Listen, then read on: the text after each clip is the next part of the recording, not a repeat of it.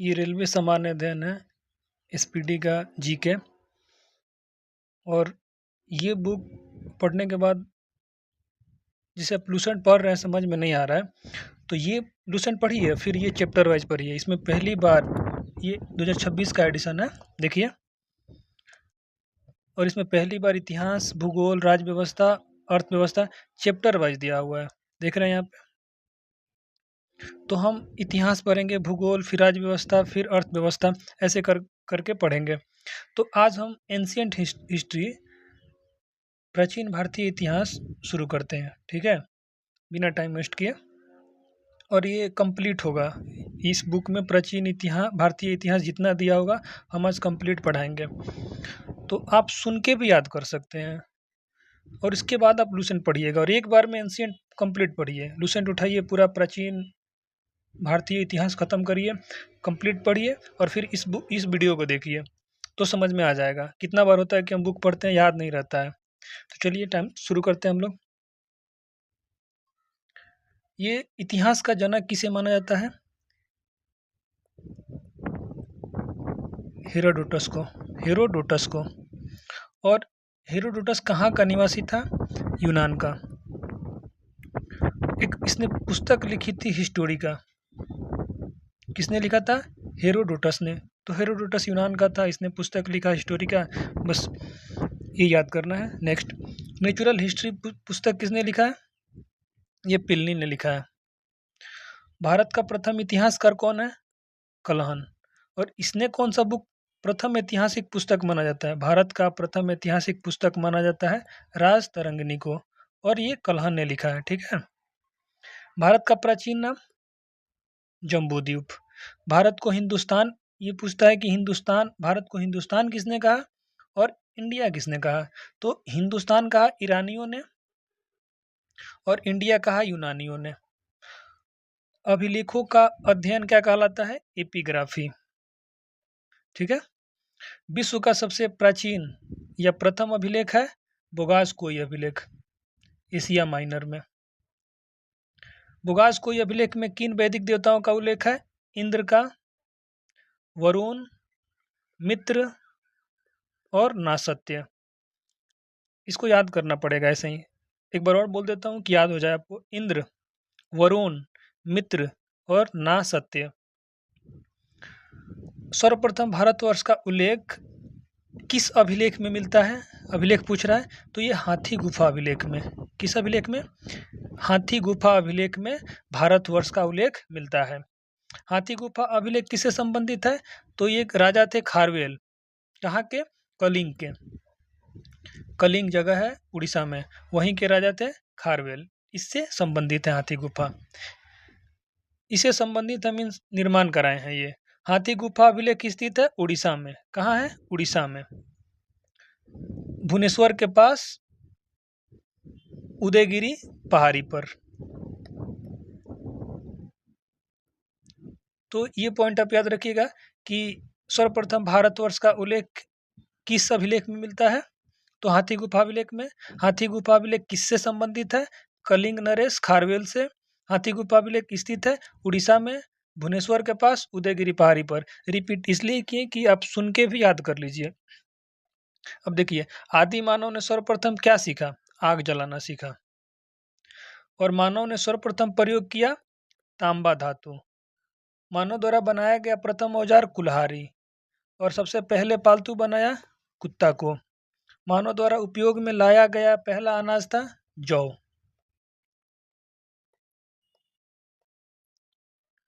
प्रागैतिहासिक काल, वह ऐतिहासिक कालखंड जिसके मानव के पास कोई लिखित साक्ष्य उपलब्ध नहीं, उसको बोलते हैं प्रागैतिहासिक काल। प्रागैतिहासिक काल की जानकारी मिलती है पुरातात्विक अवशेषों से। भारतीय प्रागैतिहासिक काल का जनक किसे कहा जाता है? Robert Bruce Foote. ये प्रागैतिहासिक काल के जनक हैं Robert Bruce Foote. Robert Bruce Foote सुन के याद कर लीजिए आप। भारत में मानव के सर्वप्रथम साक्ष्य किस स्थल से प्राप्त होता है? हथनौरा। मानव के सर्वप्रथम साक्ष्य, ठीक है, हथनौरा। कहाँ? नर्मदा घाटी से। भारतीय पुरातत्व का जनक किसे माना जाता है? अलेक्जेंडर कनिंघम को। भारतीय पुरातत्व सर्वेक्षण स्थापना 1861 में के प्रथम महानिदेशक कौन थे? John Marshall. भीमबेटका है एक पुरातात्विक स्थल है।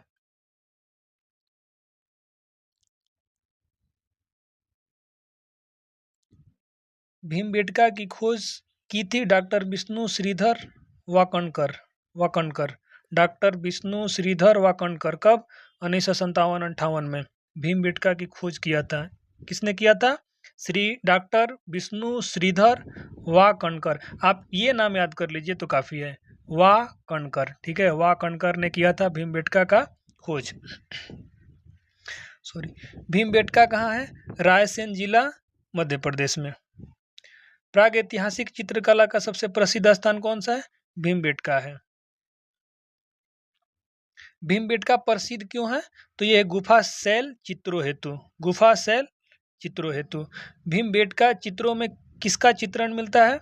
पशु और शिकार के दृश्य मिलते हैं। ठीक है, पशु और शिकार के दृश्य मिलते हैं। भीमबेटका के चित्रों में सबसे अधिक किस रंग का प्रयोग किया गया है? तो लाल, और इसी को बोलते हैं गेरू।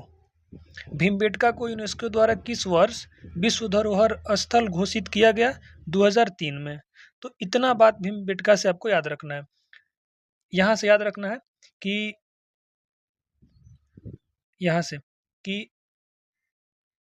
भीमबेटका है एक पुरातात्विक स्थल। उसके बाद इसका खोज किसने किया? तो डॉक्टर विष्णु वाकणकर ने। भीमबेटका कहाँ है? एमपी में है, रायसेन जिला। प्रागैतिहासिक चित्रकला का सबसे प्रसिद्ध स्थान कौन सा है? भीमबेटका है। भीमबेटका प्रसिद्ध है गुफा शैल चित्रों हेतु। और भीमबेटका चित्रों में किसका चित्रण मिलता है? तो पशु और शिकार के दृश्य। भीमबेटका के चित्रों में सबसे अधिक किस रंग का प्रयोग किया गया है? लाल, गेरू। भीमबेटका को यूनेस्को द्वारा किस वर्ष विश्व धरोहर स्थल घोषित किया गया था? 2003। पुरापाषाण एवं मध्यपाषाण काल। आग का आविष्कार तथा होमोसेपियंस, देखिए आग का आविष्कार और होमोसेपियंस ज्ञानी मानव का उदय पुरापाषाण काल में हुआ। ठीक है, पुरापाषाण काल में हुआ। पुरापाषाण काल के औजार या उपकरण, देखिए औजार या उपकरण किसका? पुरापाषाण काल का। प्राय किस पत्थर के बने थे? क्वार्टजाइट के। ठीक है, क्वार्टजाइट पत्थर के। पुरापाषाण काल के लोगों का मुख्य व्यवसाय क्या था? शिकार करना था। पुरापाषाण काल के लोगों का मुख्य व्यवसाय क्या था? शिकार करना। मध्यपाषाण काल का अन्य नाम है माइक्रोलिथिक युग। क्या है? माइक्रोलिथिक युग है। मध्यपाषाण काल का अन्य नाम है माइक्रोलिथिक युग। मध्यपाषाण काल के प्रमुख औजारों को क्या कहा जाता है? तो माइक्रोलिथ, लघु पाषाण। पशुपालन का प्रारंभ मध्यपाषाण काल से। पशुपालन का प्रारंभ कब से हुआ? मध्यपाषाण काल से हुआ। एक ही कब्र से 3 मानव कंकाल कहाँ से प्राप्त हुए हैं? तो ये दमदमा से। ये मध्यपाषाण स्थल है, दमदमा। मध्यपाषाण काल में सामुदायिक कब्रिस्तान के साक्ष्य किस स्थल से मिले हैं? तो महदहा से। अंत्येष्टि कार्यक्रम, अंतिम संस्कार का प्रारंभ किस काल में हुआ था? मध्यपाषाण काल में। हड्डी निर्मित उपकरणों और मानव कंकाल के लिए प्रसिद्ध मध्यपाषाण स्थल कौन सा है? सराय नाहर राय। ये हड्डी निर्मित उपकरणों और मानव कंकाल के लिए प्रसिद्ध मध्यपाषाण स्थल प्रतापगढ़, उत्तर प्रदेश। नवपाषाण एवं ताम्रपाषाण काल। मनुष्यों ने अस्थायी निवास शुरू किया नवपाषाण काल में। नवपाषाण या नियोलिथिक शब्द का सर्वप्रथम प्रयोग कौन किया? सर जॉन लुबाक ने 1865 में। कृषि का आविष्कार कब हुआ? नवपाषाण काल में। पहिए का आविष्कार कब हुआ? नवपाषाण काल में। चावल की खेती का प्राचीनतम साक्ष्य नवपाषाण काल में कहाँ से प्राप्त हुआ? तो कोल्डिहवा, कहाँ है? उत्तर प्रदेश, बेलन घाटी। कोल्डिहवा, उत्तर प्रदेश, बेलन घाटी।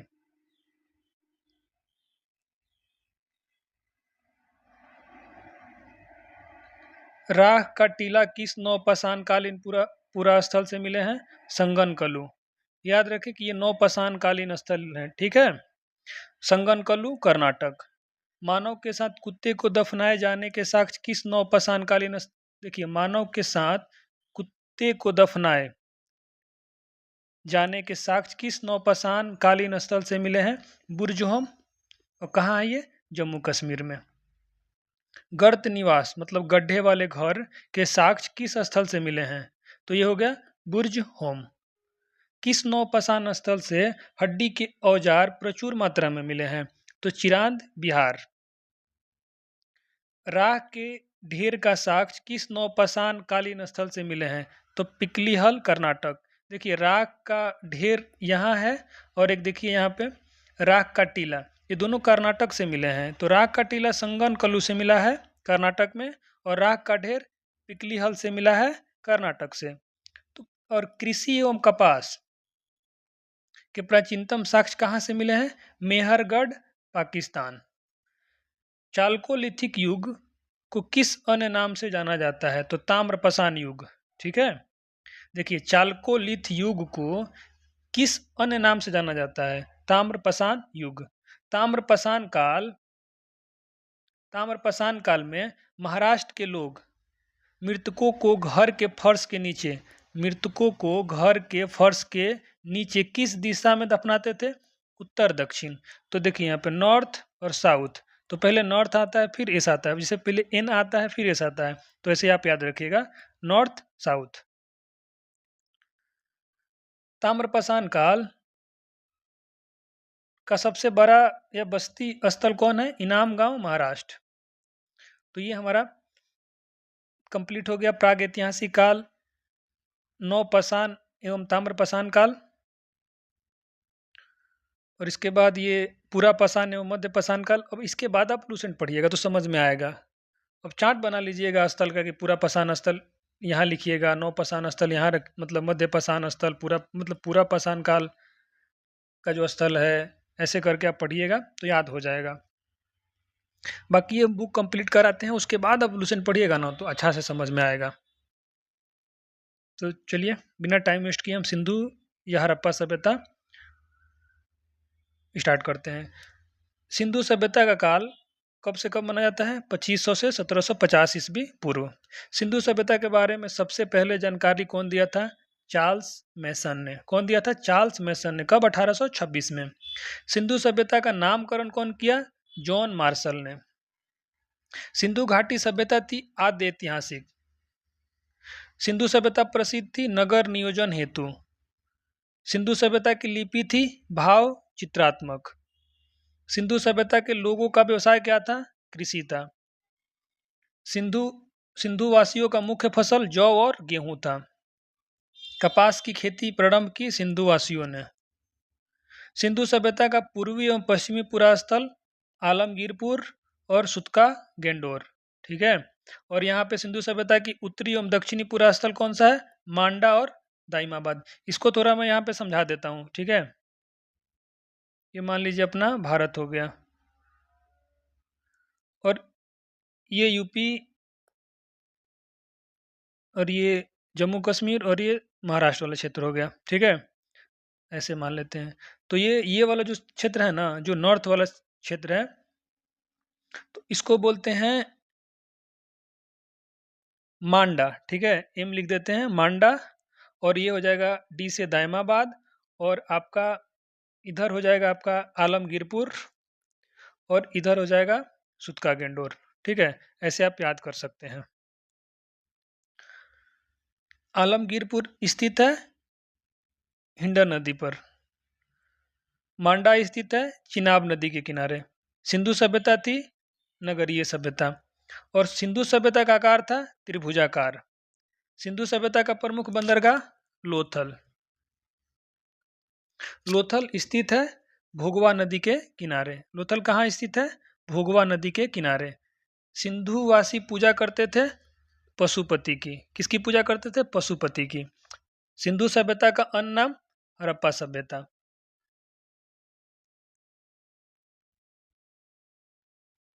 सिंधु सभ्यता के प्रमुख स्थल।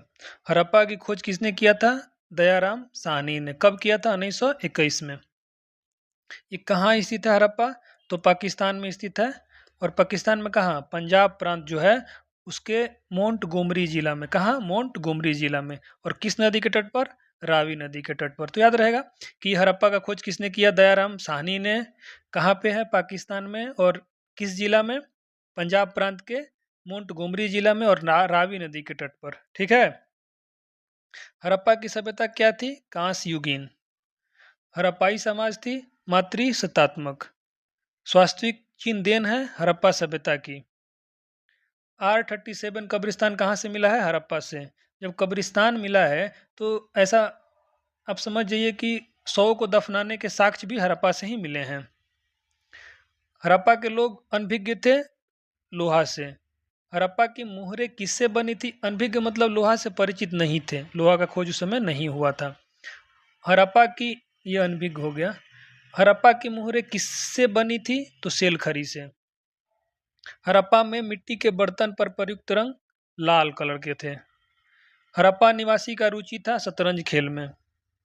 भारत में स्थित सबसे बड़ा हड़प्पा स्थल कौन सा है? राखीगढ़ी। कहाँ पे है ये? हरियाणा में घग्गर नदी के तट पर। धौलावीरा स्थित है गुजरात के कच्छ जिला में। भारत में स्थित दूसरा सबसे बड़ा हड़प्पा स्थल। ठीक है। दूसरा सबसे बड़ा हड़प्पा स्थल धौलावीरा राखीगढ़ी के बाद। पहला कौन सा है? राखीगढ़ी। राखीगढ़ी हरियाणा में और धौलावीरा कहाँ है? ये धौलावीरा गुजरात में है। ठीक है। सिंधु सभ्यता की अत्यधिक उन्नत जल प्रबंधन प्रणाली के अवशेष मिले हैं धौलावीरा से। धौलावीरा को यूनेस्को द्वारा किस वर्ष विश्व धरोहर स्थल घोषित किया गया? 2021 में। मिस्र के राजाओं को कहा जाता था फराओ। लिपस्टिक के साक्ष्य मिले हैं चनहुद्रो से। चनहुद्रो से। दुर्ग या गढ़ रहित एकमात्र नगर था चनहुद्रो। दुर्ग या गढ़ रहित मतलब दुर्ग नहीं था। बाकी सभी सिंधु सभ्यता के जो स्थल हैं उसमें दुर्ग था, बाकी चंदहुद्रो को छोड़ के। और यहीं लिपस्टिक के भी साक्ष्य मिले हैं। चावल के साक्ष्य मिले हैं लोथल और रंगपुर से। ठीक है। लोथल और रंगपुर से। जुते हुए खेत के साक्ष्य कालीबंगा से। जुते हुए खेत के साक्ष्य कालीबंगा। कालीबंगा का अर्थ है काले रंग की चूड़ियाँ। ठीक है। काले रंग की चूड़ियाँ। अग्निकुंड प्राप्त हुए लोथल और कालीबंगा दोनों से। ठीक है। अग्निकुंड कहाँ से प्राप्त हुए हैं? लोथल और कालीबंगा से। हल का टेराकोटा मिला है बनवाली से। बनवाली से, बनावली से। हल का टेराकोटा। घोड़े के हड्डी के अवशेष सुरकोटदा से। कहाँ से मिले हैं? सुरकोटदा से। मनुष्य के साथ कुत्ते के दफनाने के साक्ष्य मिले हैं रोपड़ से। कहाँ? रोपड़। और ये कहाँ है? पंजाब में। किस नदी के तट पर? सतलुज नदी के तट पर। मिट्टी के हल का प्रतिरूप मिला है बनावली से। ठीक है। मोहनजोदड़ो एवं मेसोपोटामिया। तो सिंधु सभ्यता की सबसे बड़ी इमारत कौन सी थी? सबसे बड़ी इमारत सिंधु सभ्यता की ये थी अन्नागार। तो कहाँ से मिला? मोहनजोदड़ो से। ठीक है। अन्नागार था और मिला कहाँ से? मोहनजोदड़ो से। मोहनजोदड़ो की खोज किसने की? राखल दास बनर्जी ने। कब? 1922 में। ठीक है। मोहनजोदड़ो का अर्थ है मृतकों का टीला। मोहनजोदड़ो एवं हड़प्पा की पुरातत्विक खुदाई के प्रभारी थे सर जॉन मार्शल। कौन थे? Sir John Marshall. नर्तकी की कांस्य मूर्ति मिली थी मोहनजोदड़ो से। देखिए नर्तकी की कांस्य मूर्ति इंपॉर्टेंट है।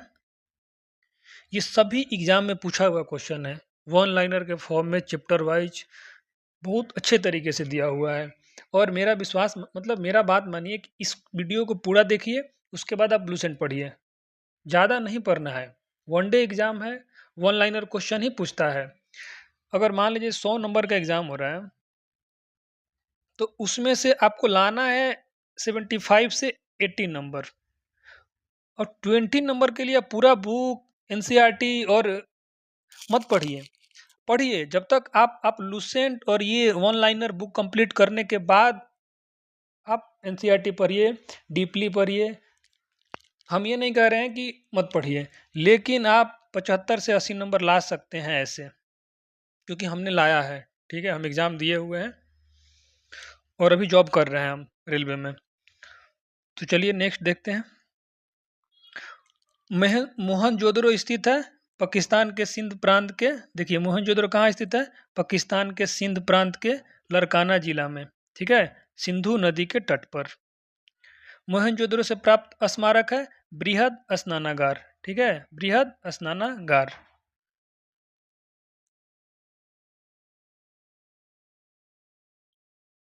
शव को जलाने या दाह संस्कार के साक्ष्य मिले हैं मोहनजोदड़ो से। कहाँ से मिले हैं? मोहनजोदड़ो से। शव को जलाने के साक्ष्य और दफनाने के साक्ष्य कहाँ से मिले हैं? तो वो हड़प्पा से मिले हैं। मोहनजोदड़ो के पतन का मुख्य कारण था बाढ़ और नदी मार्ग में परिवर्तन। बाढ़ और नदी मार्ग में परिवर्तन। मोहनजोदड़ो को किस वर्ष यूनेस्को द्वारा विश्व धरोहर स्थल किसके द्वारा? यूनेस्को द्वारा घोषित किया गया 1980 में। मोसोपोटामिया आधुनिक नाम इराक का अर्थ है दो नदियों के बीच की भूमि। मोसोपोटामिया का अर्थ क्या है? दो नदियों के बीच की भूमि। मोसोपोटामिया सभ्यता का विकास किन नदियों के किनारे हुआ था? तो दजला और फरात नदी, ठीक है, दजला और फरात नदी का मोसोपोटामिया सभ्यता का विकास इन दो नदियों के बीच में हुआ था। मोसोपोटामिया की सबसे पहली ज्ञात सभ्यता थी सुमेरियाई सभ्यता।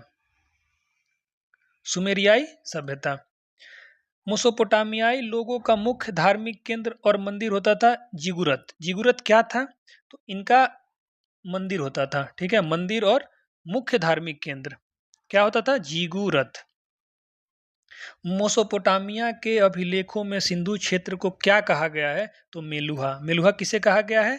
वो जो मेसोपोटामिया के अभिलेख में सिंधु क्षेत्र को कहा गया है मेलुहा, ठीक है। अब वैदिक काल। वैदिक सभ्यता का काल क्या है? 1500 से 600 ईस्वी पूर्व। वैदिक काल को दो भागों में बांटा गया है, एक तो ऋग वैदिक काल और एक उत्तर वैदिक, ठीक है, ये दो भागों में बांटा गया है। देखिए, एक ये वाला और एक ये वाला। और ऋग वैदिक काल है 1500 से 1000 ईस्वी पूर्व और उत्तर वैदिक काल का समय है 1000 से 600। पूर्व वैदिक काल या ऋग वैदिक काल, देखिए पूर्व वैदिक काल या ऋग वैदिक काल दोनों एक ही, पूर्व वैदिक काल को ही ऋग वैदिक काल कहते हैं। में वर्ण व्यवस्था आधारित थी व्यवसाय पर। वैदिक काल में वर्ण व्यवस्था आधारित थी व्यवसाय पर। ऋग वैदिक काल में आजीवन अविवाहित रहने वाली महिलाओं को कहा जाता था अमाजु। वैदिक सभ्यता का निर्माता या संस्थापक किसे कहा गया? आर्य को। आर्यों की जानकारी मिलती है ऋग्वेद से। कहाँ से मिलती है? ऋग्वेद से। आर्य का शाब्दिक अर्थ क्या है? श्रेष्ठ या कुलीन। आर्य भारत है 1500 ईस्वी पूर्व में, ठीक है। आर्य पहले बसे पंजाब एवं अफगानिस्तान में। कहाँ बसे? पंजाब एवं अफगानिस्तान में। आर्यों का मूल निवास स्थान मध्य एशिया। आर्यों का मुख्य व्यवसाय पशुपालन व कृषि। आर्यों की भाषा थी संस्कृत। आर्यों का मुख्य पेय पदार्थ था सोमरस। आर्यों द्वारा खोजी गई धातु क्या थी? लोहा। आर्यों के सबसे प्रिय देवता कौन थे? इंद्र। इंद्र और इन्हीं को पुरंदर कहा जाता था। आर्यों का प्रिय पशु घोड़ा। आर्यों का समाज क्या था? पितृ प्रधान। आर्यों की प्रशासनिक इकाई 5 भागों में विभाजित थी: कुल, ग्राम, विश्व, जन व राष्ट्र। फिर से बोल देते हैं कि याद हो जाएगा सुन के। कुल, ग्राम, विश्व, जन, राष्ट्र। ऋग वैदिक काल में समाज की सबसे छोटी इकाई थी कुल, जिसको परिवार बोलते हैं। समाज की सबसे बड़ी इकाई क्या है? जन, कबीला। व्यापार आधारित थी वस्तु विनिमय पर। एक वस्तु लेके दूसरा वस्तु देना, वही होता है वस्तु विनिमय पर विनिमय। ऋग वैदिक काल का मुख्य व्यवसाय क्या था? पशुपालन। वैदिक काल का प्रमुख पशु था गाय। वैदिक काल में किस जानवर को अघन्य न मारे जाने योग्य कहा गया? गाय को। वैदिक काल में किस नदी को परुष्णी या इरावती के नाम से जाना जाता था? रावी नदी को। किस नदी को? रावी नदी को। परुष्णी या इरावती। वेद एवं वेदांग। वेदों की संख्या कितनी है? 4 और वेदांगों की 6।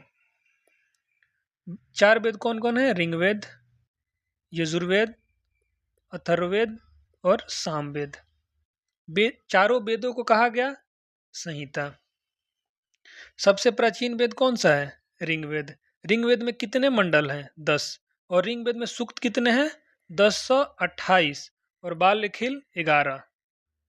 ऋग्वेद की ऋचाओं की संख्या 10,462। कितना? 10,462।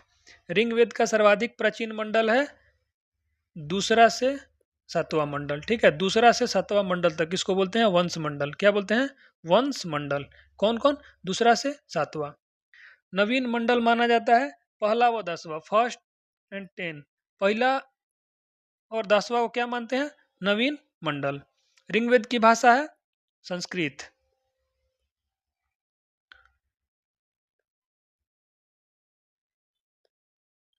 ऋग्वेद के संकलनकर्ता कौन है? कृष्ण दो पायन वेदव्यास। कौन है? कृष्ण दो पायन वेदव्यास।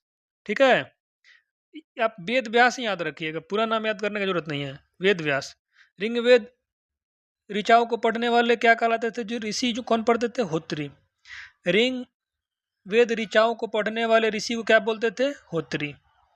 ऋग्वेद में कितनी नदियां वर्णित है? 25। ऋग्वेद में सर्वाधिक बार वर्णित नदी कौन है? सिंधु नदी। ऋग्वेद में वर्णित सबसे पवित्र नदी कौन थी? सरस्वती। सरस्वती। कौन थी? सरस्वती। ऋग्वेद में गंगा यमुना का उल्लेख, गंगा का 1 बार और यमुना का 3 बार। ऋग्वेद में वर्णित प्रमुख देवता इंद्र, इन्हीं को बोलते हैं पुरंदर। गायत्री मंत्र है ऋग्वेद के तीसरे मंडल में। कौन? ऋग्वेद के तीसरे मंडल में। गायत्री मंत्र के रचनाकार कौन है? विश्वामित्र। कौन है? विश्वामित्र। गायत्री मंत्र समर्पित किसको है? सूर्य देवता सावित्री को। एक बात देखिए, गायत्री में यहाँ पे त्र है ना, और यहाँ पे मित्र मित्र और सावित्री मित्र, तो गायत्री मंत्र विश्वामित्र और सावित्री। गायत्री मंत्र किसको समर्पित है? सूर्य देवता सावित्री को। नाट्य शास्त्र के रचयिता थे भरत मुनि। कौन थे? भरत मुनि। दशराज का युद्ध हुआ था ना, 10 राजाओं का युद्ध जिसको बोलते हैं, ये ऋग्वेद के 7वें मंडल में। कौन से? 7वें मंडल में 10 राज युद्ध लड़ा गया परुष्णी नदी, जिसको रावी नदी बोलते हैं, के तट पर। किसके किसके बीच? सुदास था एवं 10 जनों के बीच। ठीक है, जिसमें सुदास की जीत हुई। 7वां मंडल किस वंश से संबंधित है? किस वंश से? तो वशिष्ठ से। 7वां मंडल किस वंश से संबंधित है? तो वशिष्ठ। 8वें मंडल की हस्तलिखित ऋचाएं कहलाती है खिल। 8वें मंडल की हस्तलिखित ऋचाएं क्या कहलाती हैं? खिल। सोम देवता, यहां देखिए, सोम देवता को समर्पित मंडल कौन सा है? 9वां। ठीक है, सोम देवता को समर्पित 9वां मंडल। ठीक है, ऋग्वेद की मूल लिपि थी ब्राह्मणी लिपि। कौन थी? ब्राह्मणी लिपि। ब्राह्मणी लिपि। समाज के 4 वर्णों ब्राह्मण, क्षत्रिय, वैश्य, शूद्र का उल्लेख किया गया है ऋग्वेद के 10वें मंडल। कौन से? यहाँ पे देखिए 10वें मंडल, और किस सूक्त में? पुरुष सूक्त में। ठीक है, 10वें मंडल के पुरुष सूक्त में। धर्मशास्त्रों में भू राजस्व का दर क्या था? 1/6 था। क्या था? 1/6। गद एवं पद वाला वेद कौन सा है? यजुर्वेद। यजुर्वेद। कौन सा है? यजुर्वेद। गद एवं पद वाला वेद। यज्ञ संबंधी विधि विधान किस में है? यजुर्वेद में। ठीक है, यजुर्वेद में। धार्मिक अनुष्ठान से संबंधित वेद? यजुर्वेद। कौन सा? यजुर्वेद। तंत्र मंत्र से संग्रहित वेद कौन सा है? अथर्ववेद। कौन सा? अथर्ववेद। अथर्ववेद एक संग्रह है 20 खंडों का। कितने का? 20 खंडों का। अथर्ववेद में कुरुओं का राजा बताया गया है, राजा परीक्षित को। किसको? राजा परीक्षित को। अथर्ववेद में प्रजापति की 2 पुत्रियां कहा गया है, सभा को एवं समिति को। किसको किसको? सभा को और समिति को। भारतीय संगीत का जनक कौन सा है? सामवेद। कौन है? सामवेद। सामवेद में सूक्तों की संख्या कितनी है? 1810।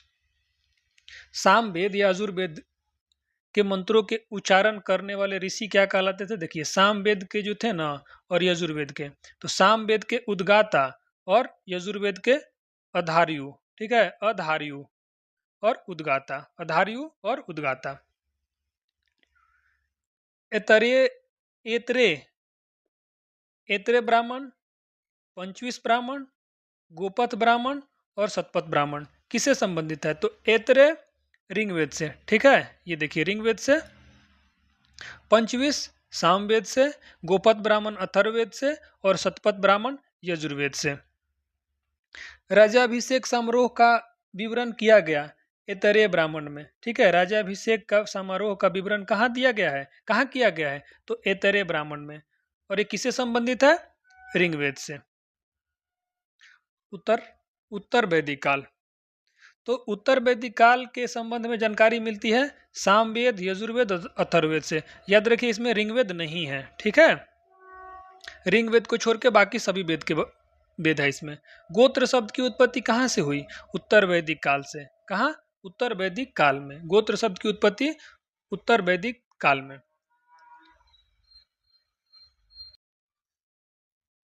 उत्तर वैदिक काल के प्रमुख देवता कौन थे? प्रजापति। उत्तर वैदिक कालीन समाज 4 वर्णों में विभक्त था। कौन कौन? ब्राह्मण, क्षत्रिय, वैश्य, शूद्र।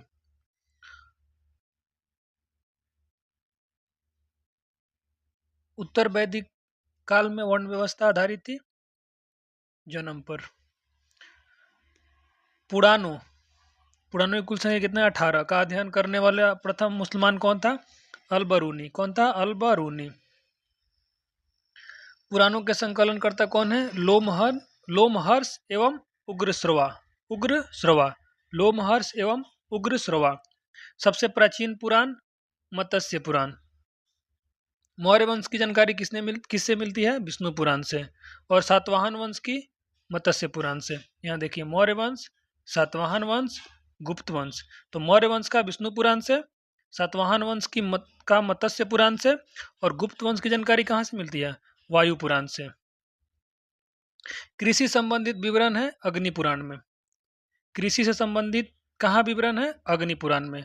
उपनिषद विषय वस्तु है दर्शन का। दर्शनों में सर्वाधिक प्राचीन कौन सा है? सांख्य दर्शन। कौन सा? सांख्य दर्शन। न्याय और सांख्य दर्शन के प्रवर्तक, तो न्याय के गौतम और सांख्य के कपिल। सांख्य कौन हो जाएंगे? कपिल और न्याय के गौतम। ठीक है। योग और मीमांसा दर्शन के प्रवर्तक, तो योग के पतंजलि और मीमांसा के जैमिनी।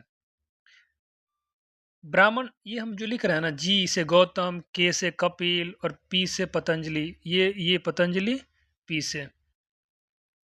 ब्राह्मण ग्रंथ संबंधित है कर्मकांड से। किससे? कर्मकांड से। उपनिषदों की संख्या कितनी है? 108 और प्रमाणिक 13। सत्यमेव जयते लिया गया है मुंडकोपनिषद से। कहाँ से? मुंडकोपनिषद से।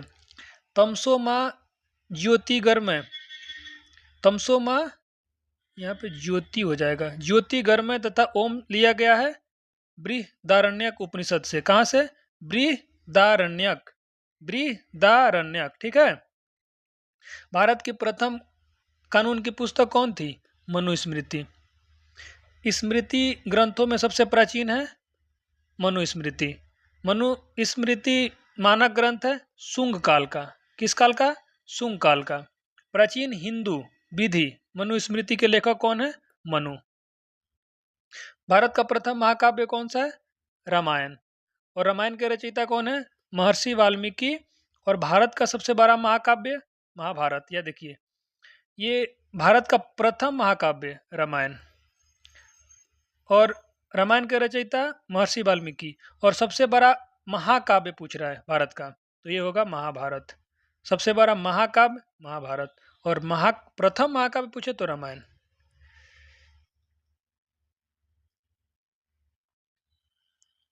महाभारत के रचयिता महर्षि वेदव्यास। कौन है? महर्षि वेदव्यास। महाभारत का अन्य नाम है जय संहिता। क्या है? जय संहिता। महाभारत का फारसी में अनुवाद कौन कराया?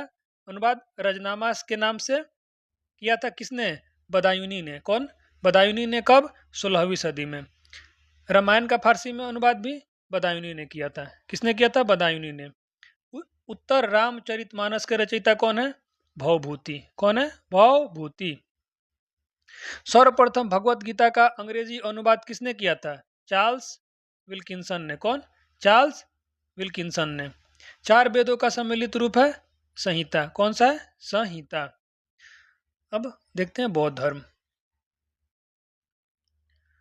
बौद्ध धर्म। बुद्ध का जन्म कहाँ हुआ था? लुम्बिनी में। कब? 563 ईस्वी पूर्व में। बुद्ध के जन्म का प्रतीक कमल एवं सांड। बुद्ध की मृत्यु कहाँ हुई थी? कुशीनगर में। देखिए, लुम्बिनी में जन्म और कुशीनगर में मृत्यु। कब? 483 में। ठीक है। कुशीनगर थी मल गणराज्य की राजधानी। ठीक है, मल गणराज्य की राजधानी थी। बुद्ध की मृत्यु की घटना महापरिनिर्वाण। महापरिनिर्वाण। बुद्ध के पिता थे सुदोदन, साके कुल के। बुद्ध की माता थी महामाया देवी। कौन थी? महामाया देवी, कुली वंश की थी। बुद्ध का अन्य नाम क्या था? सिद्धार्थ तथागत। बुद्ध के प्रथम गुरु कौन थे? अलार कलाम। कौन थे? अलार कलाम बुद्ध के प्रथम गुरु थे। बुद्ध के प्रिय घोड़ा कौन था? कंथक। और सारथी कौन था? चन्ना। बुद्ध के गृह त्याग की घटना क्या कहलाता है? महाभिनिष्क्रमण।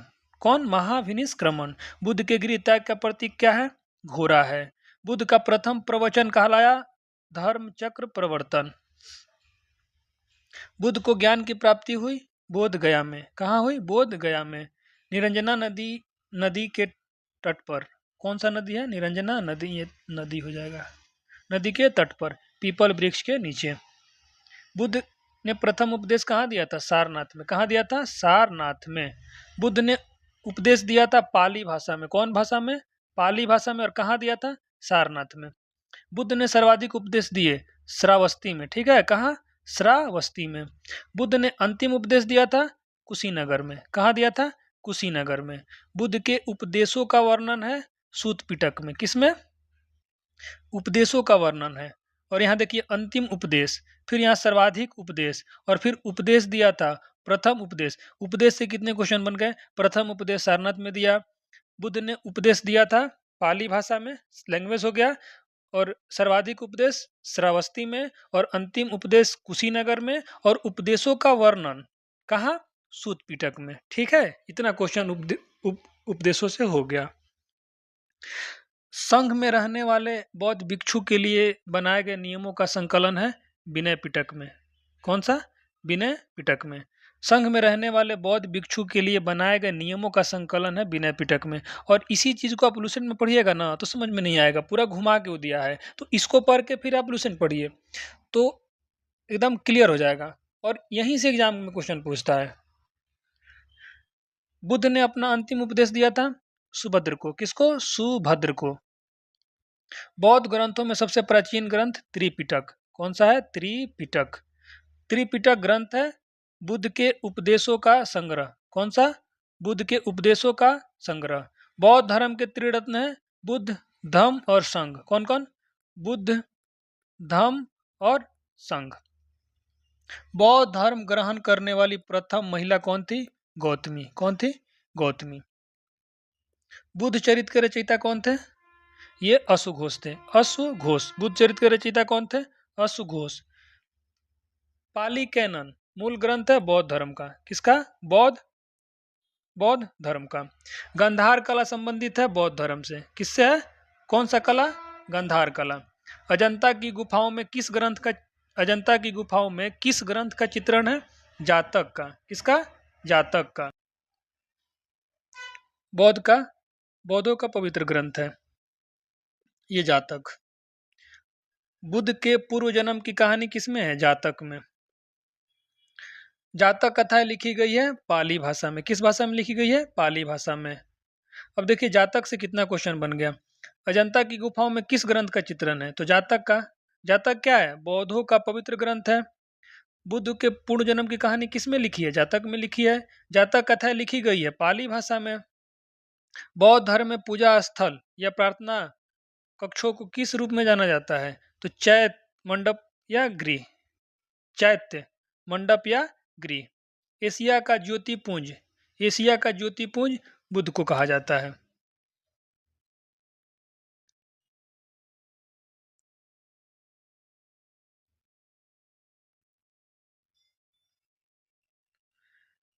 चंद प्रद्योत किसके समकालीन थे? गौतम बुद्ध के। चंद प्रद्योत राजा कहाँ के थे? अवंती गणराज के। कहाँ के थे? अवंती गणराज के। एशिया का ज्योतिपुंज कहा जाता है बुद्ध को।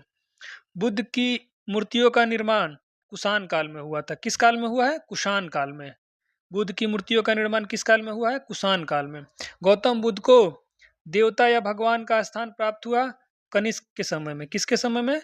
कनिष्क के समय में। बुद्ध के प्रमुख अनुयायी शासक थे बिंबिसार, प्रसेनजीत, उदयन। ठीक है, ये बिंबिसार हुआ, प्रसेनजीत और उदयन। बौद्ध संगीति, प्रथम बौद्ध संगीति 483 ईस्वी पूर्व में। कहाँ? अजात शत्रु के शासनकाल में, राजगृह में। ठीक है। द्वितीय बौद्ध संगीति कब हुई? ये 383 ईस्वी पूर्व में और कालाशोक के शासनकाल में, वैशाली में। तृतीय बौद्ध संगीति कब हुई? 250 ईस्वी पूर्व में हुआ था, अशोक के शासनकाल में, पाटलिपुत्रा में। चतुर्थ बौद्ध संगीति कब हुई? ये इस ईस्वी की प्रथम शताब्दी में, कनिष्क के शासन के समय और कुंडलवन कश्मीर में। ठीक है। अब बौद्ध संगीति के आयोजन स्थल का क्रम: राजगृह, वैशाली, पाटलिपुत्र, कश्मीर। इसका एक छोटा सा हम ट्रिक बता देते हैं, 1 मिनट लगेगा। देखिए, ये फर्स्ट हो गया, सेकेंड, थर्ड, फोर्थ। एक ट्रिक बता रहे हैं हम याद करने का। देखिए क्या होगा कि रवि पीके मूवी देखने गया किसके साथ? आकाश के साथ। ठीक है, आकाश के साथ में। तो रवि आर से पहला कहाँ हुआ? राजगृह में। ठीक है, पहला राजगृह, यहाँ र से राजगृह। ठीक है, फिर व से वैशाली। ठीक है, देखिए राजगृह, वैशाली और पी के। तो प से आपका हो जाएगा पाटलिपुत्र, पाटलिपुत्र, और के से आपका हो जाएगा कुंडलवन। ठीक है, कौन सा हो जाएगा? कुंडलवन। तो ये हो गया ना, राजगृह, वैशाली, पाटलिपुत्र और ये कुंडलवन हो गया। अब आकाश, आकाश का देख लेते हैं। तो पहला से हो जाएगा अजात शत्रु, ए से, और के से हो जाएगा कालाशोक, होगा ना। फिर ए से अशोक और फिर एस से कनिष्क। ठीक है, एस को देख लेते हैं ऐसे, ये याद कर लीजिएगा, कनिष्क हो जाएगा। ठीक है, आकाश ये हो जाएगा कनिष्क। तो ऐसे आप याद कर सकते हैं। ठीक है, ये रवि, पी के, आकाश। ठीक है,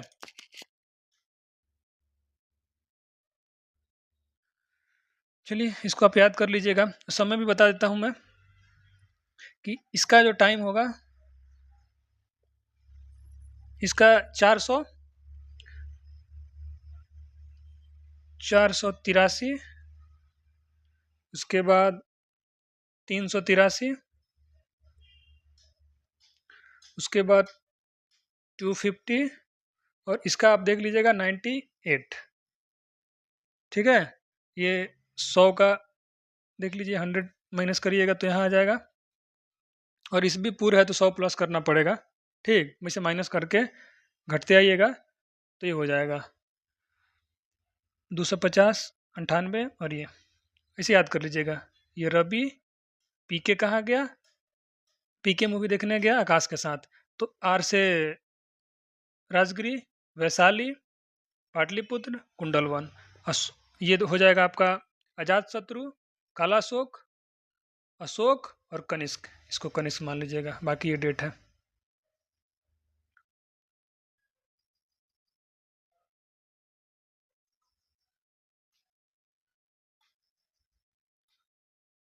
तो प्रथम बौद्ध संगीति अध्यक्ष कौन थे? महाकश्यप। द्वितीय बौद्ध संगीति के अध्यक्ष सबाकामी। तृतीय बौद्ध संगीति के अध्यक्ष कौन थे? मोगली-पुत्र तीस। और चतुर्थ बौद्ध संगीति के अध्यक्ष वसुमित्र। और पहली बार बौद्ध धर्म का विभाजन कब हुआ? द्वितीय बौद्ध संगीति में। किसमें? द्वितीय बौद्ध संगीति में। और दोबारा हुआ चतुर्थ बौद्ध संगीति में। ये विभाजन के बारे में बात कर रहा है, ठीक है। विभाजन हुआ था बौद्ध धर्म में। बौद्ध धर्म दो संप्रदाय में बटा हुआ है। कौन कौन? महायान और हीनयान। चतुर्थ संगीति में किस में बचा? चतुर्थ संगीति में, ठीक है। चतुर्थ संगीति में बौद्ध धर्म दो भागों में बट गया, महायान और एक हीनयान में। मूर्ति पूजा को बढ़ावा दिया महायान ने। किसने? महायान ने। आत्म अनुशासन और ध्यान के माध्यम से व्यक्तिगत मोक्ष पर जोर देता था हीनयान। कौन? हीनयान। हीनयान का प्रमुख ग्रंथ है कथावस्तु। कौन सा है? कथावस्तु। बौद्ध स्तूप संरचना। स्तूप क्या होता है? एक अर्धगोलाकार संरचना है जहां बौद्ध के अवशेषों को रखा गया है, ठीक है। स्तूपों के चारों ओर परिक्रमा करने के लिए जो वृत्ताकार पथ होता है वो क्या कहलाता है? प्रदक्षिणा। क्या कहलाता है? प्रदक्षिणा। प्रदक्षिणा पथ एक लकड़ी की बाड़ से घिरा होता है जो कहलाता है वेदिका, ठीक है।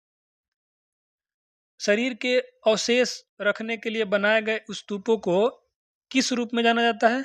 शरीरिका। क्या? शरीरिका।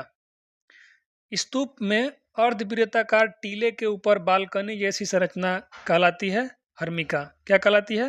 हर्मिका। ये बालकनी जैसी संरचना होती है। हर्मिका के ऊपर एक छतरी नुमा संरचना होती है। किसके ऊपर होती है? हर्मिका के ऊपर। उसको बोलते हैं यष्टि। क्या बोलते हैं? यष्टि। अर्धवृत्ताकार गुंबद को घेरने वाला गोलाकार छत या रेलिंग कहलाता है मेधी। क्या बोलते हैं? मेधी।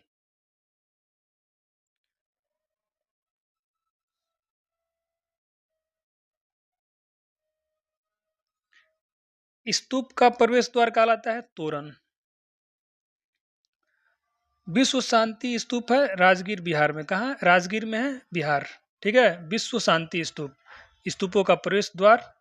तो स्तूप से इतने क्वेश्चन थे। अब जैन धर्म से देखते हैं क्वेश्चन। जैन धर्म के संस्थापक एवं प्रथम तीर्थंकर कौन थे? ऋषभदेव। इनका अन्य नाम क्या था? आदिनाथ। जैन धर्म के वास्तविक संस्थापक महावीर को माना जाता है। किनको माना जाता है? महावीर को। जैन धर्म के 22वें तीर्थंकर कौन थे? अरिष्टनेमी। कौन थे? अरिष्टनेमी 22वें तीर्थंकर थे। जैन धर्म के 23वें तीर्थंकर पार्श्वनाथ। और पार्श्वनाथ या महावीर का प्रतीक चिन्ह देखिए, सर्प था पार्श्वनाथ का। ये इस पे भी ऐसे रेफ लगा हुआ है और प पे भी, ठीक है। तो सर्प पार्श्वनाथ और सिंह महावीर का। महावीर शक्तिशाली होते हैं तो सिंह ऐसे याद कर लीजिएगा। पार्श्वनाथ को ज्ञान की प्राप्ति समेध पर्वत पे हुई। किस पे? समेध पर्वत पर। किसको? पार्श्वनाथ को। देखिए, समेध पर्वत पर स से समेध, स से सर्प, पार्श्वनाथ का, ठीक है। पार्श्वनाथ की 4 शिक्षाएं क्या थी? सत्य, अहिंसा, अस्तेय, अपरिग्रह, ठीक है। 4 कौन कौन थी? सत्य, अहिंसा, अस्तेय, अपरिग्रह। 5वां महाव्रत ब्रह्मचर्य को किसने जोड़ा? महावीर ने। ब्रह्मचर्य को किसने जोड़ा? महावीर ने। देखिए 1 2 3, देखिए 1 2 3 4 तो था ना, और इसमें 5वां कौन जोड़ दिए? महावीर स्वामी ने, ठीक है। जैन धर्म के अंतिम 24वें तीर्थंकर कौन थे? महावीर। और इनका क्या चिन्ह था? सिंह। महावीर की पत्नी का नाम था यशोदा। का जन्म, महावीर का जन्म हुआ था कुंडग्राम, वैशाली 599 ईस्वी में, ईस्वी पूर्व में, वैशाली में कुंडग्राम। पत्नी क्या नाम था? यशोदा। महावीर की मृत्यु या निर्वाण प्राप्त हुआ पावापुरी राजगिरी बिहार। कब? 468 ईस्वी पूर्व में। देख रहे हैं, 599 में जन्म और 468 में मृत्यु। मल राजा कौन थे? सृष्टिपाल के राजप्रसाद में, ठीक है। कहाँ उनका निर्वाण हुआ? महावीर के बचपन का नाम वर्धमान था। महावीर किस राजघराने में पैदा हुए? क्षत्रिय। देखिए ये इसका मतलब हुआ ना, देखिए महावीर की मृत्यु या निर्वाण प्राप्त हुआ पावापुरी में हुआ, लेकिन कौन उस समय राजा थे? किनके मतलब राजप्रसाद से? तो सृष्टिपाल थे, मल्ल राजा सृष्टिपाल। महावीर किस राजघराने में पैदा हुए थे? क्षत्रिय। महावीर के पिता सिद्धार्थ ज्ञात्री कुल के थे। महावीर की माता त्रिशला, ठीक है, महावीर की माता त्रिशाल, पिता सिद्धार्थ, लिच्छवी गणराज की थी इनकी माता त्रिशला। त्रिशला किस गणराज की थी? लिच्छवी गणराज की थी। महावीर के पुत्री का नाम क्या था?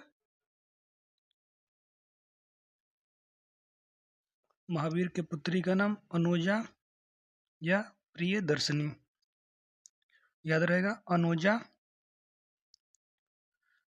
या प्रियदर्शनी। महावीर स्वामी को ज्ञान की प्राप्ति हुई थी जिरिम्बिक, ये गांव का नाम है जिरिम्बिक, रिजुपालिका नदी और साल वृक्ष के नीचे, ठीक है। ये तो ये तीन याद रखना है। गांव कहाँ है, नदी कौन सा और पेड़ कौन सा। तो गांव का नाम क्या है? जिरिम्बिक, रिजुपालिका नदी और साल वृक्ष के नीचे। जैन धर्म में पूर्ण ज्ञान के लिए कौन सा शब्द? कैवल्य। कैवल मतलब पूर्ण ज्ञान। जैन धर्म का परम लक्ष्य क्या है? तो मोक्ष की प्राप्ति। क्या है? मोक्ष की प्राप्ति। जैन तीर्थंकर की जीवनी का उल्लेख किसमें है? कल्प सूत्र में। किसमें है? कल्प सूत्र में। महावीर ने प्रथम उपदेश दिया था राजगृह में। कहाँ दिया था? राजगृह में। प्रथम शिष्य या अनुयायी था जमाली, और जमाली कौन था? वो महावीर स्वामी के दामाद थे। महावीर के अनुयायियों को कहा गया नृग्रंथ। क्या कहा गया? नृग्रंथ। महावीर के शिष्य कहलाए गंधर या गंधर्व। महावीर ने अपने शिष्यों को विभाजित किया था 11 गणधरों में। महावीर और बुद्ध दोनों ने उपदेश दिया था मगध नरेश बिंबिसार के शासनकाल में, ठीक है। दोनों ने, महावीर और बुद्ध दोनों ने उपदेश दिए थे बिंबिसार के शासनकाल में। जैन धर्म के त्रिरत्न सम्यक दर्शन, सम्यक ज्ञान और सम्यक आचरण। जैन धर्म के दो संप्रदाय कौन थे? श्वेतांबर और दिगंबर। श्वेतांबर और दिगंबर।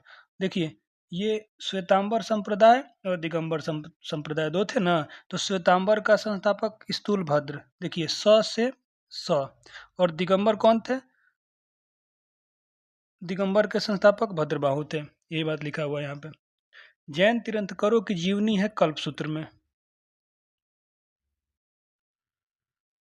कल्पसूत्र की रचना किसने की थी? भद्रबाहु ने। किसने की थी? भद्रबाहु ने।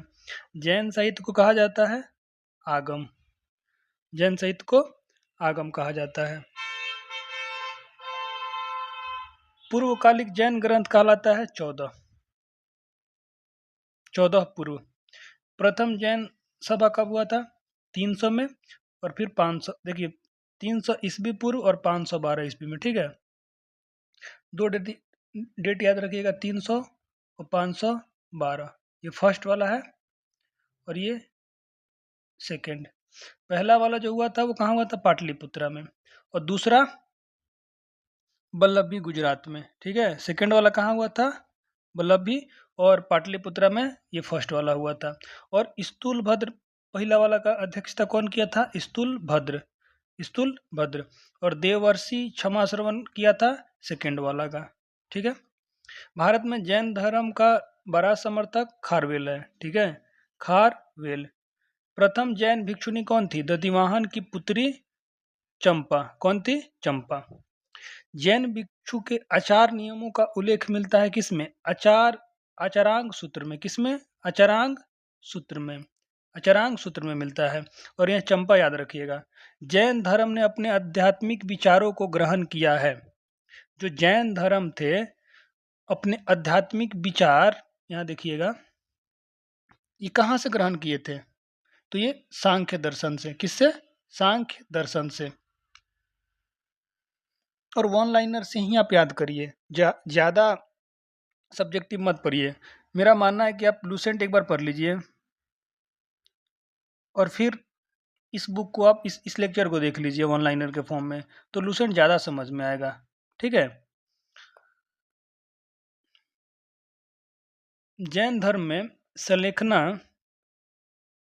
संलेखना या संथारा प्रथा क्या है? तो ये ऐसा है ना कि देखिए, उपवास द्वारा प्राण त्याग, खाना छोड़ देना और उसके बाद आदमी की मृत्यु हो जाती है, इसी को बोलते हैं संलेखना विधि। संलेखना विधि से किस मौर्य शासक ने अपना शरीर त्याग किया? तो चंद्रगुप्त मौर्य। ठीक है, हमको ये बात समझ में नहीं आ रहा है कि इतना शक्तिशाली राजा क्यों अपना संलेखना विधि से प्राण त्याग दिया। फिर उसके बाद सिकंदर भी पूरा क्षेत्र जीत के वो भी मरा, तो ऐसे हाथ खाली करके ही मरा। और चंद्रगुप्त मौर्य को हम पढ़ ही रहे हैं। गोमतेश्वर बाहुबली थे ऋषभदेव के पुत्र। किनके पुत्र थे? ऋषभदेव के पुत्र। श्रवण बेलगोला में गोमतेश्वर बाहुबली की मूर्ति, गोमतेश्वर बाहुबली की मूर्ति का निर्माण किसने करवाया था? चामुंड राय ने। चामुंड राय ने 1983 में। ठीक है। जैन मूर्ति पूजा का प्राचीनतम प्रमाणिक अभिलेख कहाँ मिला है? तो हाथी गुफा अभिलेख। ठीक है, हाथी गुफा अभिलेख। जैन दर्शन में जीन का क्या अर्थ है? तो विजेता। जीन मतलब विजेता। अनुव्रत शब्द संबंधित है जैन धर्म से। अब वैष्णव, इस्लाम, ईसाई एवं पारसी धर्म। देखिए, आजीवक पंथ का प्रवर्तक कौन था? तो मखली गोसाल। कौन था? मखली गोसाल। और भागवत या वैष्णव धर्म के प्रवर्तक थे कृष्ण। श्रीमद् भगवत गीता लिखी गई है संस्कृत में। गीता का अनुवाद अंग्रेजी में कौन किया? विल्किंस ने। किसने? विल्किंस ने। भागवत धर्म से संबंधित प्राचीनतम अभिलेखीय साक्ष्य है हेलियोडोरस का बेसनगर अभिलेख। ठीक है, हेलियोडोरस का बेसनगर अभिलेख। भक्ति आंदोलन का प्रारंभ कब हुआ था? मतलब किसने किया था?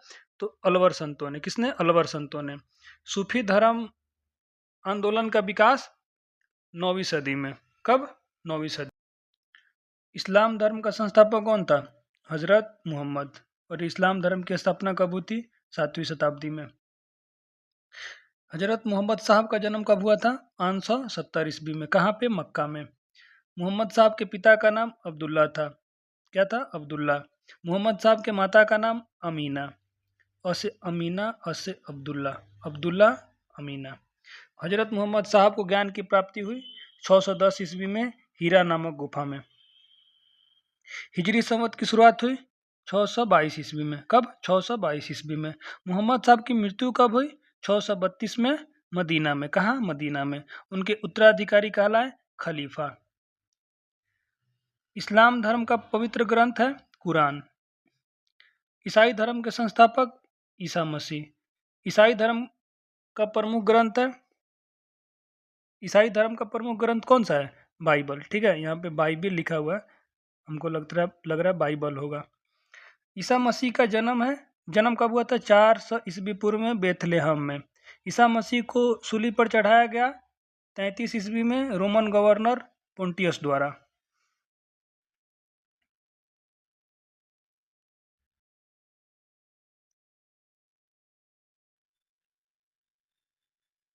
पारसी धर्म के संस्थापक पैगंबर जरथुरुस्ट। पारसियों का पवित्र ग्रंथ जैन अवेस्ता। यहूदी धर्म का पवित्र ग्रंथ है तोरा। क्या है? तोरा।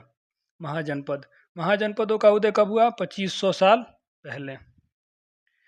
16 महाजनपदों की सूची मिलती है बौद्ध ग्रंथ, अंगुत्तर निकाय एवं जैन धर्म भागवती सूत्र में, दोनों में मिलता है। ठीक है, भागवती सूत्र में भी और अंगुत्तर निकाय में भी।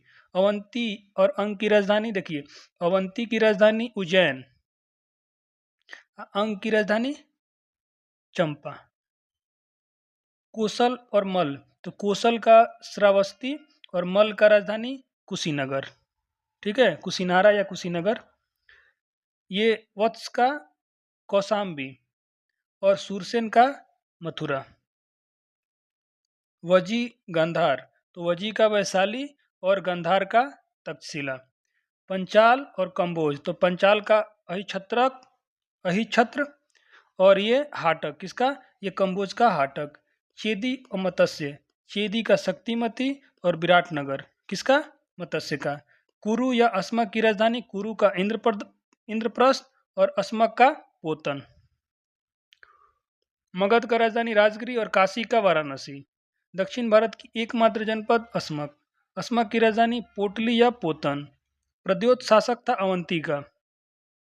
वजी संघ का वर्णन है दीर्घ निकाय में। महाजनपदों के शासक फसलों की उपज का कितना कर वसूलते थे? 1/6। जनपद का अर्थ है जन की बसने की जगह। महाजनपद काल में अनाज रखने के लिए उपयोग किया जाता है चित्रित धूसर मृदभांड। चित्रित धूसर मृदभांड। मगध साम्राज्य। मगध साम्राज्य का उदय कब हुआ था? 544 से 512 ईस्वी। यही कलर ठीक है। ये हर्यक वंश के काल में। किस काल में? हर्यक वंश के काल में। प्राचीन काल में गंगा के दक्षिण क्षेत्र को किस नाम से जाना जाता था? मगध। ये गंगा रिवर हो गई, ठीक है। और इसके दक्षिण क्षेत्र को मगध के नाम से जाना जाता था। मगध महाजनपद घिरा था गंगा और सोन नदी से, ठीक है। ये अमरकंटक से सोन निकलेगी। मगध के सबसे प्राचीन वंश का संस्थापक बृहद्रथ था। कौन? बृहद्रथ था। वास्तविक संस्थापक बिंबिसार को माना जाता है। मगध की प्रथम राजधानी गिरिब्रज, इसी को बोलते हैं राजगिरी। पाटलिपुत्र को राजधानी किसने बनाया? उदयन ने। मगध की राजधानी को पाटलिपुत्र से वैशाली स्थानांतरित किया शिशुनाग ने। किसने किया? शिशुनाग ने। कहा? पाटलिपुत्र से वैशाली। मगध की राजधानी को वैशाली से पुनः पाटलिपुत्र कौन लाया? कालाशोक ने, ठीक है। कालाशोक। दो नाम ही है, एक शिशुनाग है और एक कालाशोक है। शिशुनाग वैशाली लेके गया और वैशाली से पाटलिपुत्र कालाशोक ने लेके आया। मगध पर शासन करने वाले वंशों के क्रम है, देखिए। पहला हर्यक वंश, शिशुनाग वंश, नंद वंश और मौर्य वंश, शुंग वंश और कण्व वंश, ठीक है। ये ट्रिक है, फेमस है, बहुत ज़्यादा लिख देते हैं। हसीन मसूक करके, ठीक है।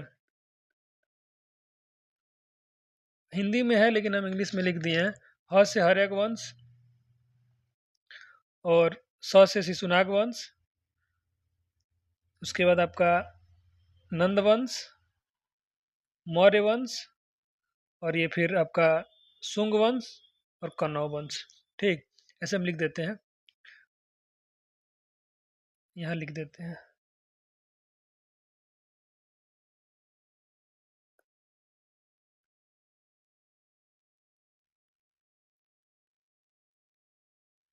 हसीन मसूक। अब हो जाएगा अच्छा से, ठीक है। हर्यक वंश, शिशुनाग वंश, नंद वंश, मौर्य वंश, यहाँ देख लीजिए। उसके बाद शुंग वंश और कण्व वंश, ठीक है। ये ट्रिक है। भारत का प्रथम ऐतिहासिक वंश कौन था? हर्यक। हर्यक वंश का संस्थापक था बिंबिसार। बिंबिसार मगध की गद्दी पर बैठा था 544 ईस्वी पूर्व में। बिंबिसार का राजवैद्य कौन था? जीवक। बिंबिसार की हत्या अजातशत्रु ने किया।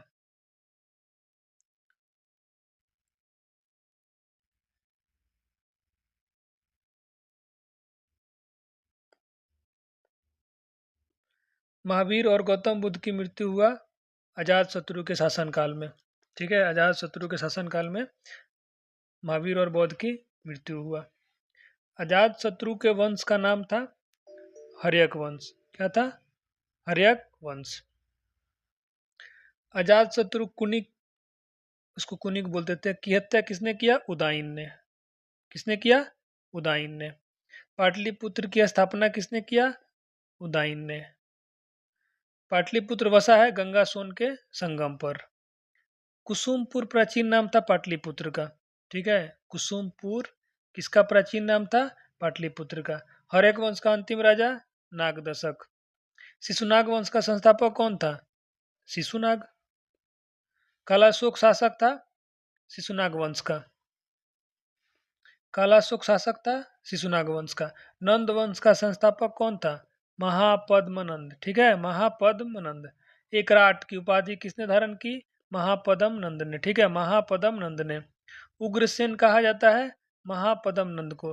तो 3 चीज़ तो यहीं से याद रखना है कि नंद वंश का संस्थापक किसने किया, संस्थापक कौन था, एक राट की उपाधि किसने धारण की, उग्रसेन किसे कहा जाता था, महापद्म नंद को। नंद वंश का अंतिम शासक घनानंद था। ठीक है, धनानंद या घनानंद। नंद वंश का अंतिम शासक घनानंद या धनानंद। धनानंद को पराजित कर मगध पर मौर्य वंश का शासन, इसको कौन पराजित किया था, चंद्रगुप्त मौर्य ने। अष्टाध्यायी को किसने लिखा, पाणिनि ने।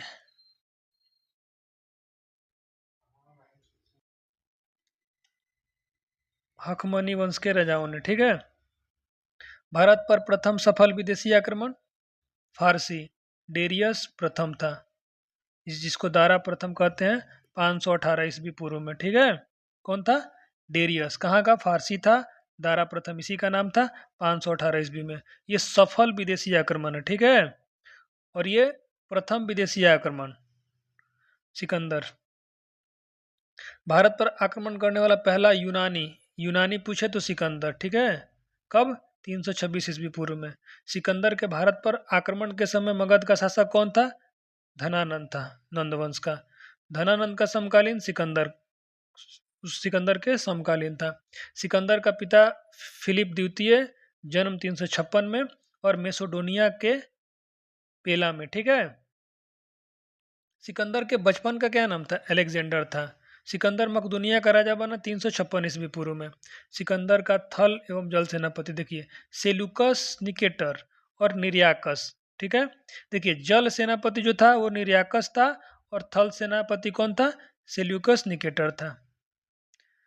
सिकंदर का गुरु अरस्तु था, का घोड़ा क्या था, बुकाफेला। ठीक है, बुकाफेला, कहीं कहीं बहु केफला नाम बोलते हैं।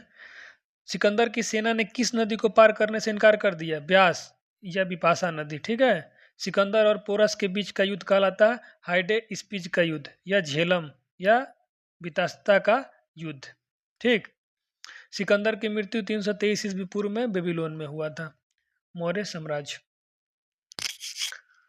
मौर्य वंश का संस्थापक कौन था, चंद्रगुप्त मौर्य। मौर्य वंश की प्रचलित मुद्रा थी, क्या थी, पर्ण। ठीक है, प्रचलित मुद्रा क्या थी, पर्ण थी। सुदर्शन झील का निर्माण किसने करवाया, चंद्रगुप्त मौर्य ने। चंद्रगुप्त मौर्य का अनुयायी कौन था, मैंने चंद्रगुप्त मौर्य किसका अनुयायी था, तो जैन धर्म का। किसका था, जैन धर्म का। चंद्रगुप्त जैन धर्म की दीक्षा ली थी भद्रबाहु से। किससे, किससे दीक्षा ली थी, भद्रबाहु से। चंद्रगुप्त मौर्य के गुरु एवं महामंत्री थे चाणक्य। कौन थे, चाणक्य।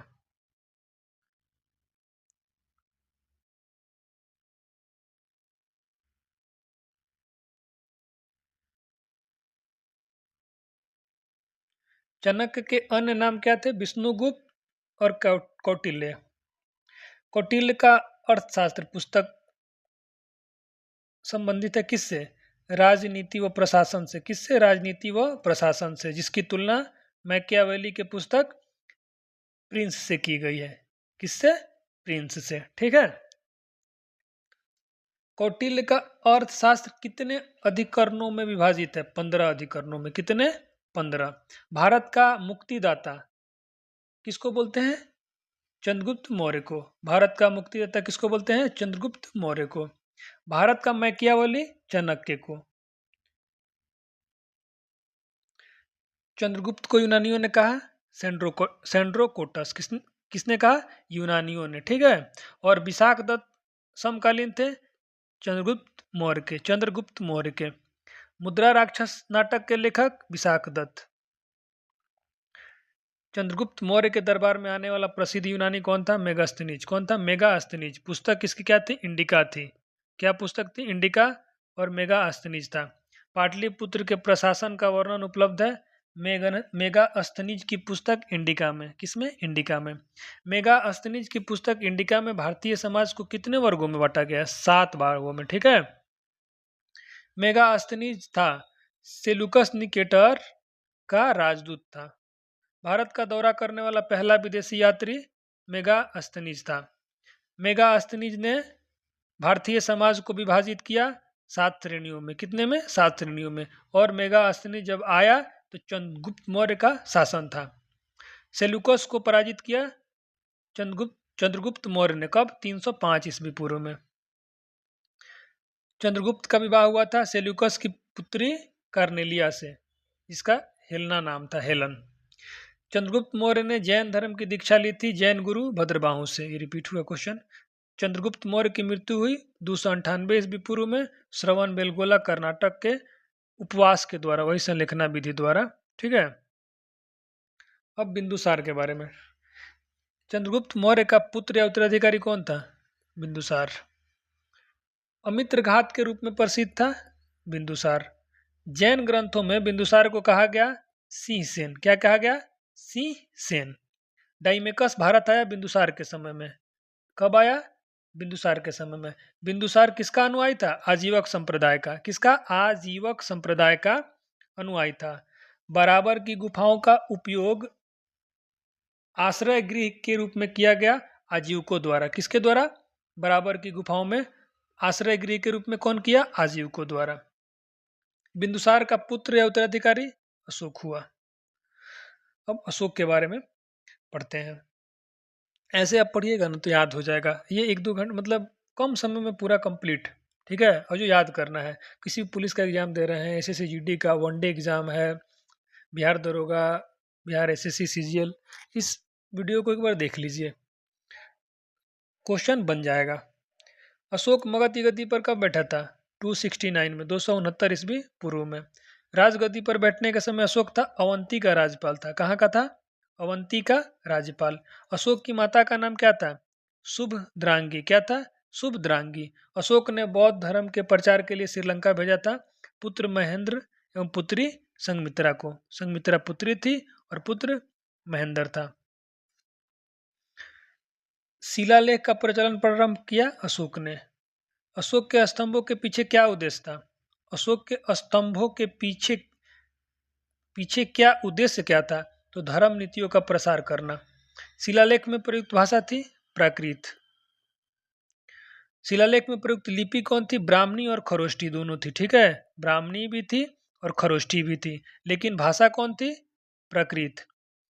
ग्रीक तथा अरमाइक ये और भी थी। ठीक है। अरमाइक भी थी, ग्रीक भी थी, सर्वाधिक ब्राह्मणी में थी। ठीक है। लिपि खरोष्टी लिपि लिखी जाती है दाहिने से बाएं। किधर से? दाहिने से बाएं। ब्राह्मणी लिपि लिखी जाती है बाएं से दाएं। ठीक है। बाएं से दाएं और ये दाहिने से बाएं। अशोक के शिलालेख संख्या 14 की खोज सर्वप्रथम किया टी फेंथेलर ने। कब? 1750 में। अशोक का सबसे लंबा शिलालेख 7वां है, भाब्रू अभिलेख। ठीक है। 7वां। अशोक के अभिलेख को सर्वप्रथम पढ़ा जेम्स प्रिंसेप ने 1837 ईस्वी में। अशोक का सबसे छोटा स्तंभ लेख रुमीन देई है। कौन है? रुमीन देई। अशोक का नाम अशोक है मौस्की, कर्नाटक एवं गुर्जरा। ठीक है। ये एमपी में है अभिलेख में। अशोक का नाम अशोक किस अभिलेख में है? तो मौस्की के और गुर्जरा। मौस्की कहाँ है? कर्नाटक में, और गुर्जरा एमपी में है। ये अभिलेख है। अभिलेखों में अशोक को कहा गया है देव नाम प्रिय। देव नाम प्रिय। पुराणों में अशोक को कहा गया है अशोक वर्धन। रानी का अभिलेख कहा जाता है अशोक के कौशाम्बी या प्रयाग अभिलेख को। कौशाम्बी या प्रयाग अभिलेख को। अशोक ने स्वयं को मगध का सम्राट बताया भाब्रू अभिलेख में, राजस्थान।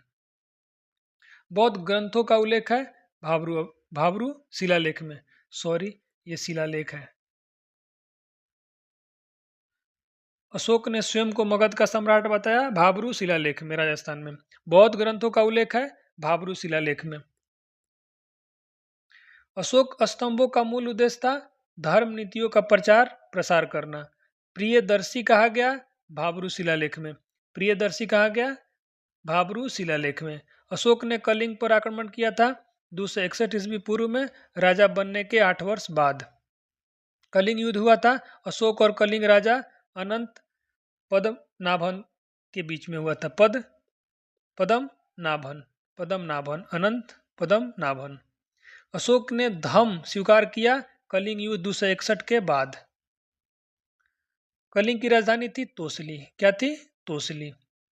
कलिंग प्राचीन नाम था तटीय उड़ीसा का। तटीय उड़ीसा का। कलिंग प्राचीन नाम था तटीय उड़ीसा का। कलिंग युद्ध का वर्णन, कलिंग युद्ध का वर्णन कहाँ है?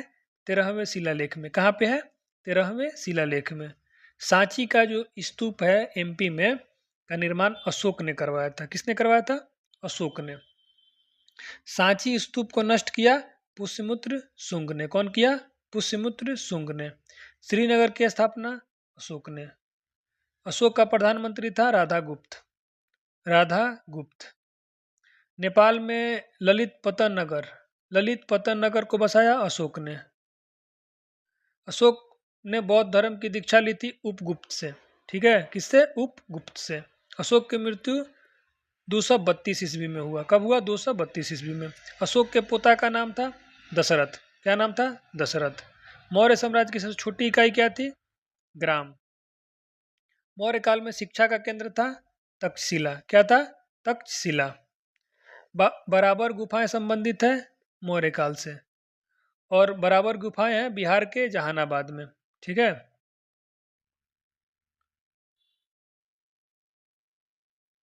मौर्य साम्राज्य में अक्सर राजकुमारों को कौन सा पद दिया जाता था? राज्यपाल। ठीक है, गवर्नर। मौर्य वंश का अंतिम शासक बृहद्रथ था। बृहद्रथ की हत्या किसने की? पुष्यमित्र शुंग ने। ठीक है।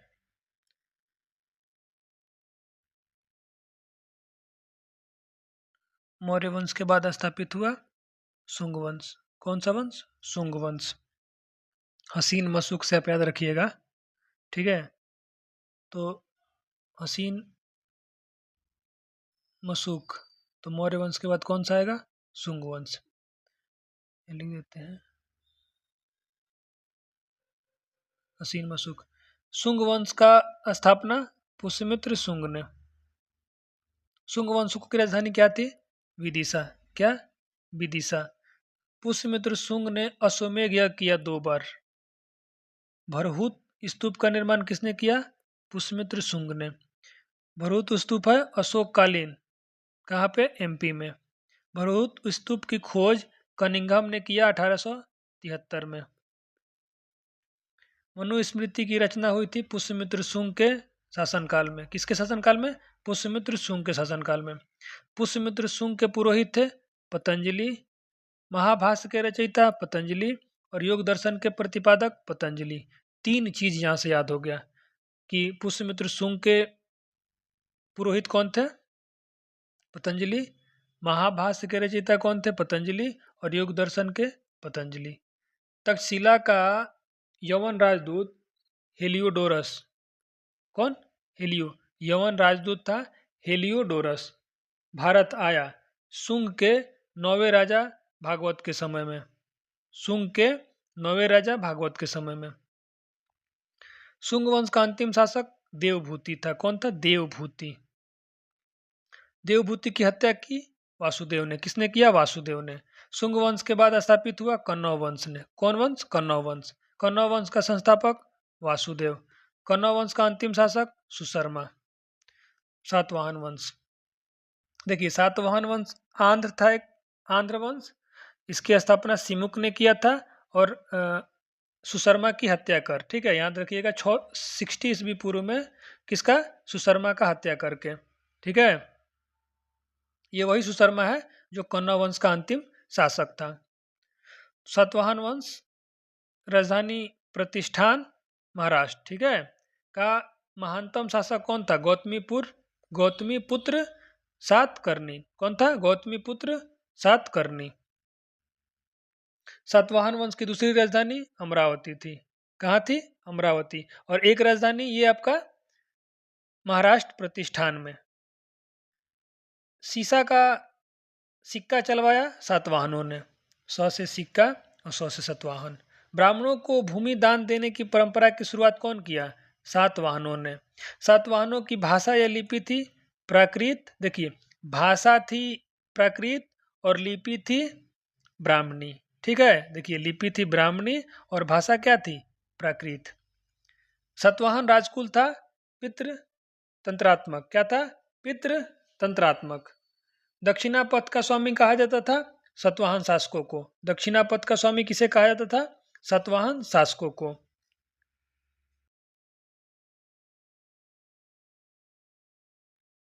सतवाहन वंश का अंतिम शासक पुलुमावी फोर्थ था, पुलुमावी फोर्थ। कलिंग उड़ीसा के चेदी राजवंश का संस्थापक कौन था? महामेघवाहन, महामेघवाहन। चेदी वंश का शक्तिशाली शासक खारवेल था। खारवेल अनुयायी था जैन धर्म का। किसका था? जैन धर्म का। खारवेल किसका अनुयायी था? जैन धर्म का। हाथी गुफा शिलालेख उत्कीर्ण करवाया था कलिंग नरेश खारवेल ने। ठीक है। हाथी गुफा शिलालेख स्थित है उदयगिरी की पहाड़ी में। कहाँ पे? भुवनेश्वर, उड़ीसा।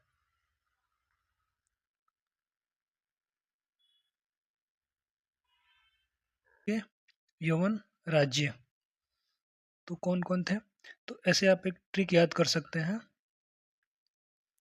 ये यहाँ लिखते हैं। ठीक है। हंस हंस पकड़ो। ठीक है।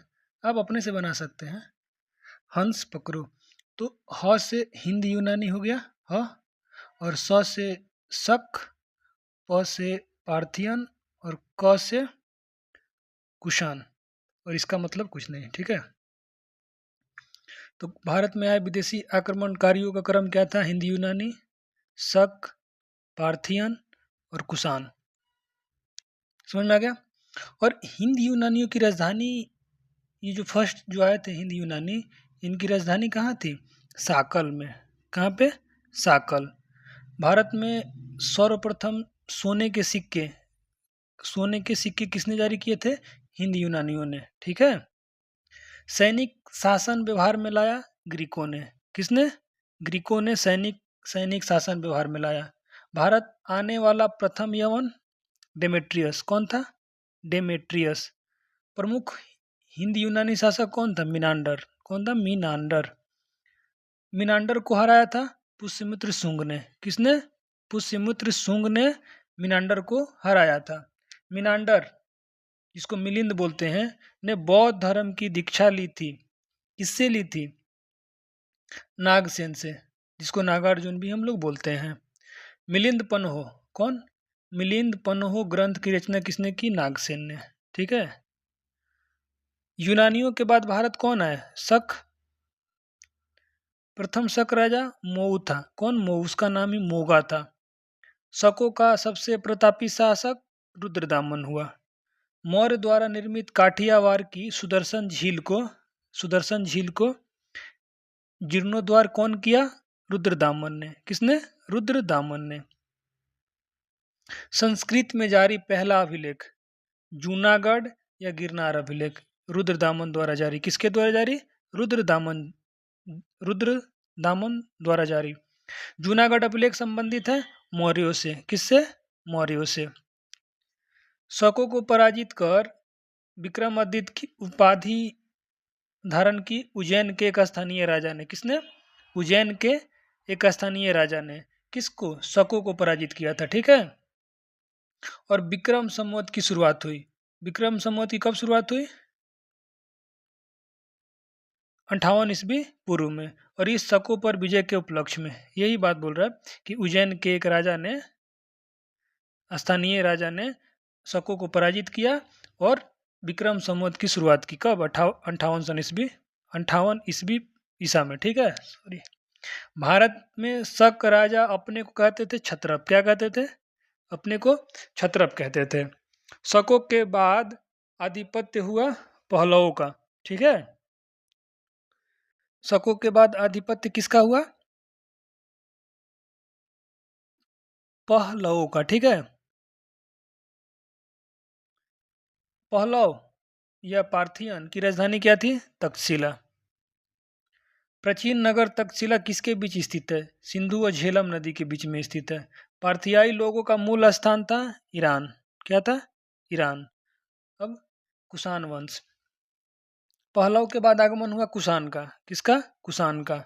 कुषाण वंश का संस्थापक कौन था? कुजुल कडफिसेस। कुजुल कडफिसेस कुषाण वंश का शासक था। कुषाण वंश का प्रतापी राजा कनिष्क। कौन था? कनिष्क था। कनिष्क की पहली राजधानी थी पुरुषपुर। कनिष्क कुषाणों की दूसरी राजधानी मथुरा। यहाँ देखिए ये फर्स्ट हो जाएगा कौन, यहाँ पे पुरुषपुर फर्स्ट, कनिष्क की पहली राजधानी ये पहली और दूसरी मथुरा।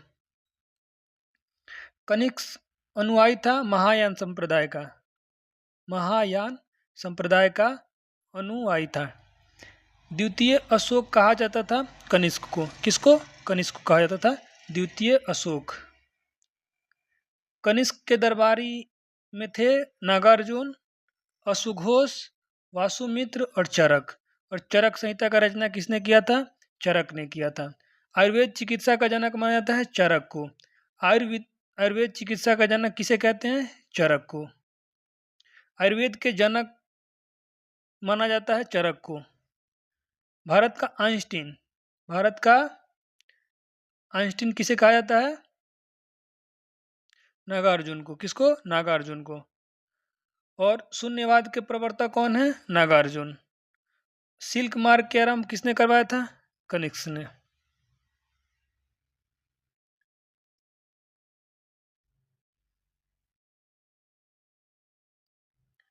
चौथी बौद्ध संगीति हुई थी कनिष्क के शासनकाल में, कश्मीर के कुंडल वन में।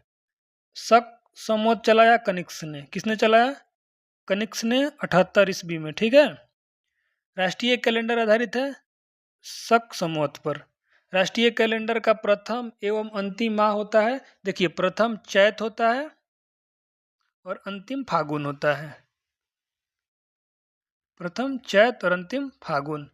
विक्रम संवत की शुरुआत कब हुई थी, 58 ईस्वी पूर्व में, उज्जैन के राजा विक्रमादित्य ने, ठीक है, जो शकों को पराजित किए थे।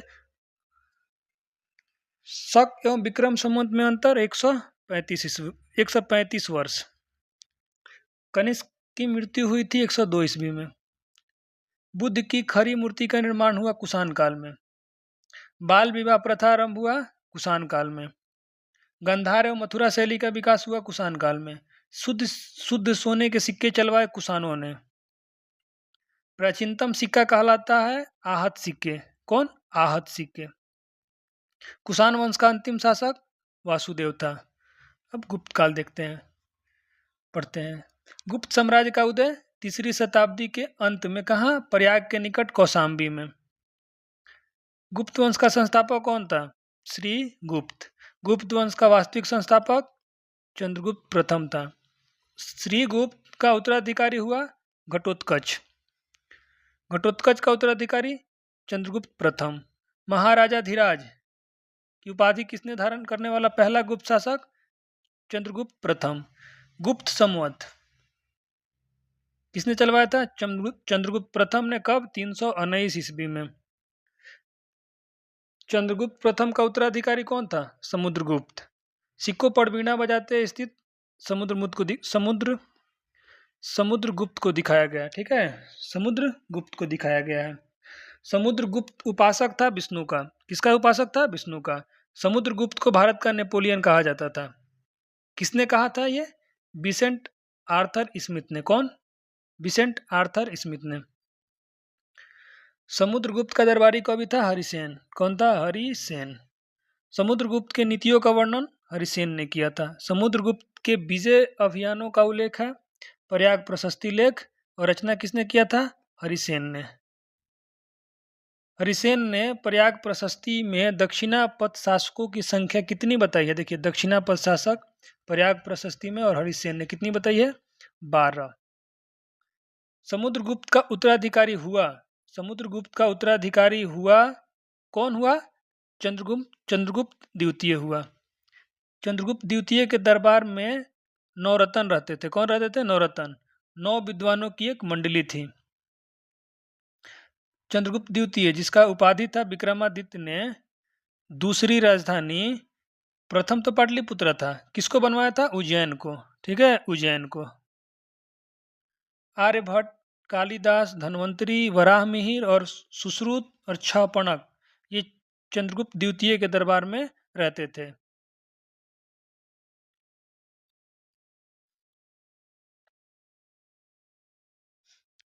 वराहमिहिर और आर्यभट्ट। वराहमिहिर खगोलविद थे और आर्यभट्ट क्या थे? गणितज्ञ थे। और दशमलव प्रणाली की खोज किसने किया? आर्यभट्ट ने किया। मेघदूत कुमार संभव बुक किसने लिखा? कालिदास ने। शल्य चिकित्सा के जनक किसे कहते हैं? सुश्रुत को। किसको बोलते हैं? सुश्रुत को शैल चिकित्सा का जनक बोलते हैं। मृक्ष कटिकम, मृक्ष कटिकम नाटक कौन लिखा था? शूद्रक ने। कौन? शूद्रक। गीत गोविंद के रचयिता कौन है? जयदेव। कौन है? जयदेव। पंचतंत्र के लेखक विष्णु शर्मा। हितोपदेश के लेखक कौन है? नारायण पंडित। कौन? नारायण पंडित। स्वप्न, स्वप्नवासवदत्ता, ठीक है, स्वप्नवासवदत्ता के लेखक भास हैं। कौन है? भास। मालती माधव के लेखक कौन है? भवभूति। प्रसिद्ध चीनी बौद्ध यात्री कौन था? फाहियान। आया था चंद्रगुप्त द्वितीय के काल में, 5वीं शताब्दी में, ठीक है। सर्वाधिक स्वर्ण मुद्राएं जारी कौन किया? गुप्त काल में हुआ। चांदी का सिक्का को सर्वप्रथम चलवाया था चंद्रगुप्त द्वितीय ने शकों पर विजय के उपलक्ष्य में। महरौली में स्थित राजा चंद्र के लौह स्तंभ को बनवाया था चंद्रगुप्त द्वितीय ने। चंद्रगुप्त द्वितीय का उत्तराधिकारी कुमारगुप्त था। नालंदा विश्वविद्यालय की स्थापना कौन किया? कुमारगुप्त ने। कुमारगुप्त प्रथम ने कब? 5वीं शताब्दी में। नालंदा विश्वविद्यालय ज्ञान का महान केंद्र था, बौद्ध धर्म का। किसका? बौद्ध धर्म का। नालंदा विश्वविद्यालय को आग जलाकर नष्ट किया किसने? बख्तियार खिलजी ने। कब? 12वीं सदी में। भारत का सबसे प्राचीन नालंदा विश्वविद्यालय है बिहार के नालंदा जिले में, बिहार के नालंदा जिले के राजगीर में। विश्व का सबसे प्राचीन तक्षशिला विश्वविद्यालय, ठीक है, ये कहाँ है? पाकिस्तान के रावलपिंडी जिले में। कहाँ पे? रावलपिंडी में। कुमारगुप्त प्रथम का उत्तराधिकारी कौन हुआ? स्कंदगुप्त। कौन हुआ? स्कंदगुप्त। हुनों का आक्रमण हुआ था। हुनों का आक्रमण कब हुआ था? स्कंदगुप्त के समय में। किसके समय में? स्कंदगुप्त के समय में। सुदर्शन झील का पुनरुद्धार कौन करवाया? स्कंदगुप्त। हुनों को पराजित किया स्कंदगुप्त ने। गुप्त वंश का अंतिम शासक कौन था? अंतिम शासक विष्णुगुप्त था। कौन था? विष्णुगुप्त। गुप्त काल की राजकीय भाषा क्या थी? संस्कृत थी। नगरों का क्रमिक पतन शुरू हुआ गुप्त काल में। गुप्त काल में भूमि राजस्व दर था उपज का 1/6। प्राचीन भारत का स्वर्ग युग था गुप्त काल। मंदिर बनाने की कला का जन्म हुआ गुप्त काल में। गुप्तकालीन रजत मुद्राएं कहलाती थी रूपक। गुप्तकालीन स्वर्ण मुद्राएं क्या कहलाती थी? दिनार, रूपक। देखिए, मंदिर बनाने की कला का जन्म गुप्त काल में। गुप्तकालीन रजत मुद्राएं कहलाती थी रूपक और गुप्तकालीन स्वर्ण मुद्राएं कहलाती थी दिनार। नेक्स्ट चैप्टर, पुष्यभूति या वर्धन वंश, ठीक है। देखिए, पुष्यभूति या वर्धन वंश का संस्थापक कौन था? पुष्यभूति था। वास्तविक संस्थापक प्रभाकर वर्धन। पुष्यभूति वंश की राजधानी क्या थी? थानेश्वर। कहाँ थी? थानेश्वर। प्रभाकर वर्धन का पुत्र राज्यवर्धन और एक हर्षवर्धन, 2 पुत्र थे।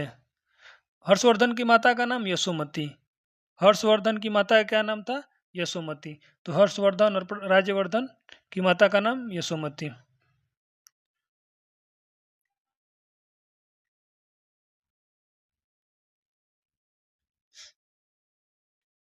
हर्षवर्धन अन्य नाम शिलादित्य ने अपनी राजधानी थानेश्वर से स्थापित किया कन्नौज, ठीक है। भूमि देने की सामंती प्रथा का प्रारंभ हर्षवर्धन ने किया था। चीनी यात्री हेनसांग भारत आया था हर्षवर्धन के समय में। तो ह से हेनसांग, ह से हर्षवर्धन, इसे ठीक करके आप याद रखिएगा। कब? 600 से 606 से 647 ईस्वी में। हेनसांग द्वारा लिखित पुस्तक थी सी यू की, ठीक है, सी यू की। हेनसांग द्वारा लिखित पुस्तक कौन सी थी? सी यू की।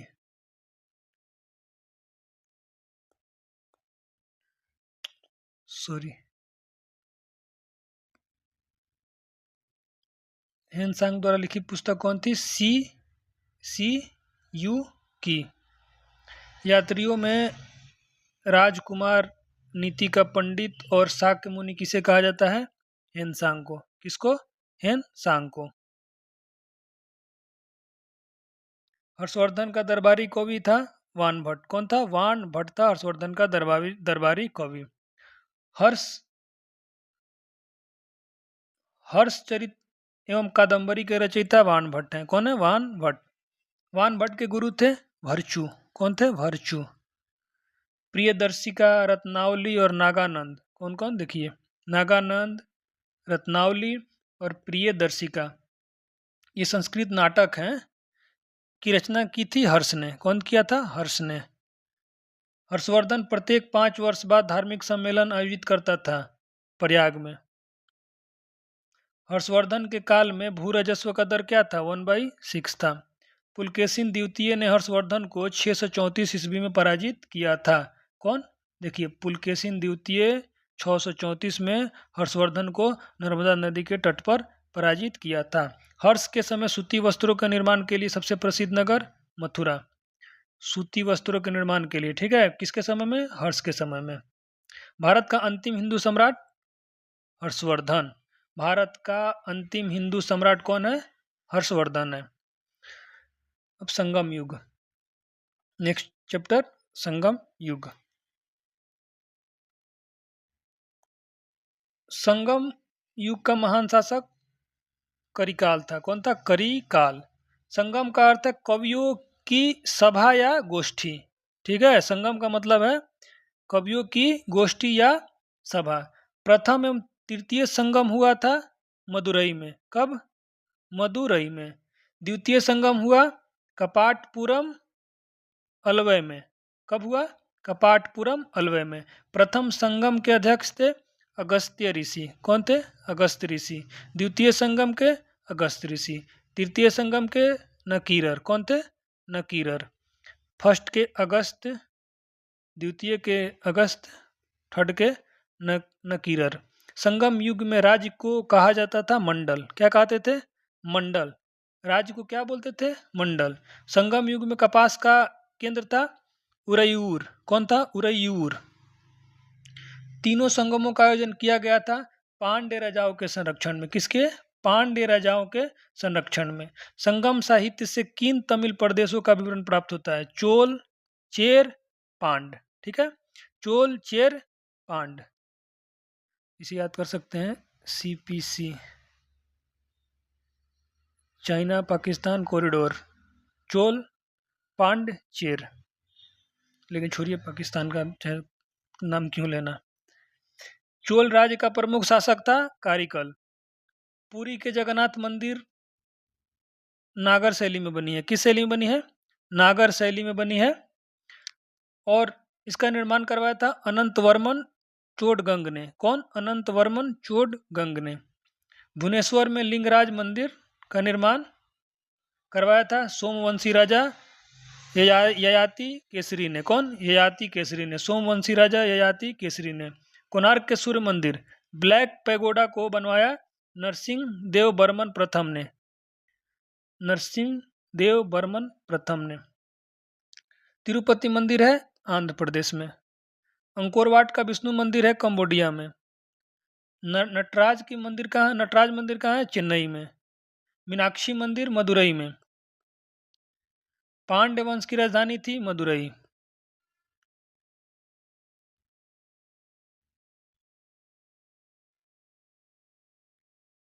पल्लव वंश। पल्लव वंश का संस्थापक था सिंह विष्णु। कौन था? सिंह विष्णु। सिंह विष्णु अनुयायी था वैष्णव धर्म का। पल्लवों की राजधानी कांची तमिलनाडु। महाबलीपुरम के रथ मंदिर सप्त पैगोडा का निर्माण पल्लव शासक नरसिंह वर्मन प्रथम ने करवाया था। महाबलीपुरम के शोर मंदिर का निर्माण किसने करवाया था? शोर मंदिर का निर्माण करवाया था पल्लव शासक नरसिंह वर्मन द्वितीय ने। कांची के कैलाश मंदिर तथा महाबलीपुरम के तट मंदिर का निर्माण करवाया था नरसिंह वर्मन द्वितीय ने। देखिए, कांची के कैलाश मंदिर और महाबलीपुरम के तट मंदिर, ठीक है, इसका निर्माण करवाया था नरसिंह वर्मन द्वितीय ने। कांची का कैलाश मंदिर बना है राजसिंह शैली में। कांची के मुक्तेश्वर मंदिर कहाँ है? कांची में का निर्माण करवाया था नंदी वर्मन द्वितीय ने। पल्लवों के काल में नगरम कहा जाता था व्यापारिकों के संगठन को क्या कहते थे? नगरम। पल्लव वंश का अंतिम शासक था अपराजित वर्मन या कंपवर्मन। ठीक है। राष्ट्रकूट वंश का संस्थापक कौन था? दंतीदुर्ग। राष्ट्रकूट वंश की राजधानी थी मानेखेत। एलोरा एवं एलिफेंटा का निर्माण किसने किया? राष्ट्रकूटों ने। अजंता एवं एलोरा गुफाएं हैं महाराष्ट्र में। अजंता की गुफाएं संबंधित है बौद्ध धर्म से। अजंता में कुल गुफा कितनी है? 29। एलोरा की गुफाएं संबंधित है बौद्ध, हिंदू और जैन तीनों धर्मों से और सर्वाधिक हिंदू। एलोरा में कुल शैलकृति गुफाएं 34 हैं। एलोरा के कैलाश मंदिर जो द्रविड़ शैली में है का निर्माण करवाया था राष्ट्रकूट शासक कृष्ण प्रथम ने। अजंता एवं एलोरा को यूनेस्को द्वारा विश्व धरोहर स्थल घोषित किया गया।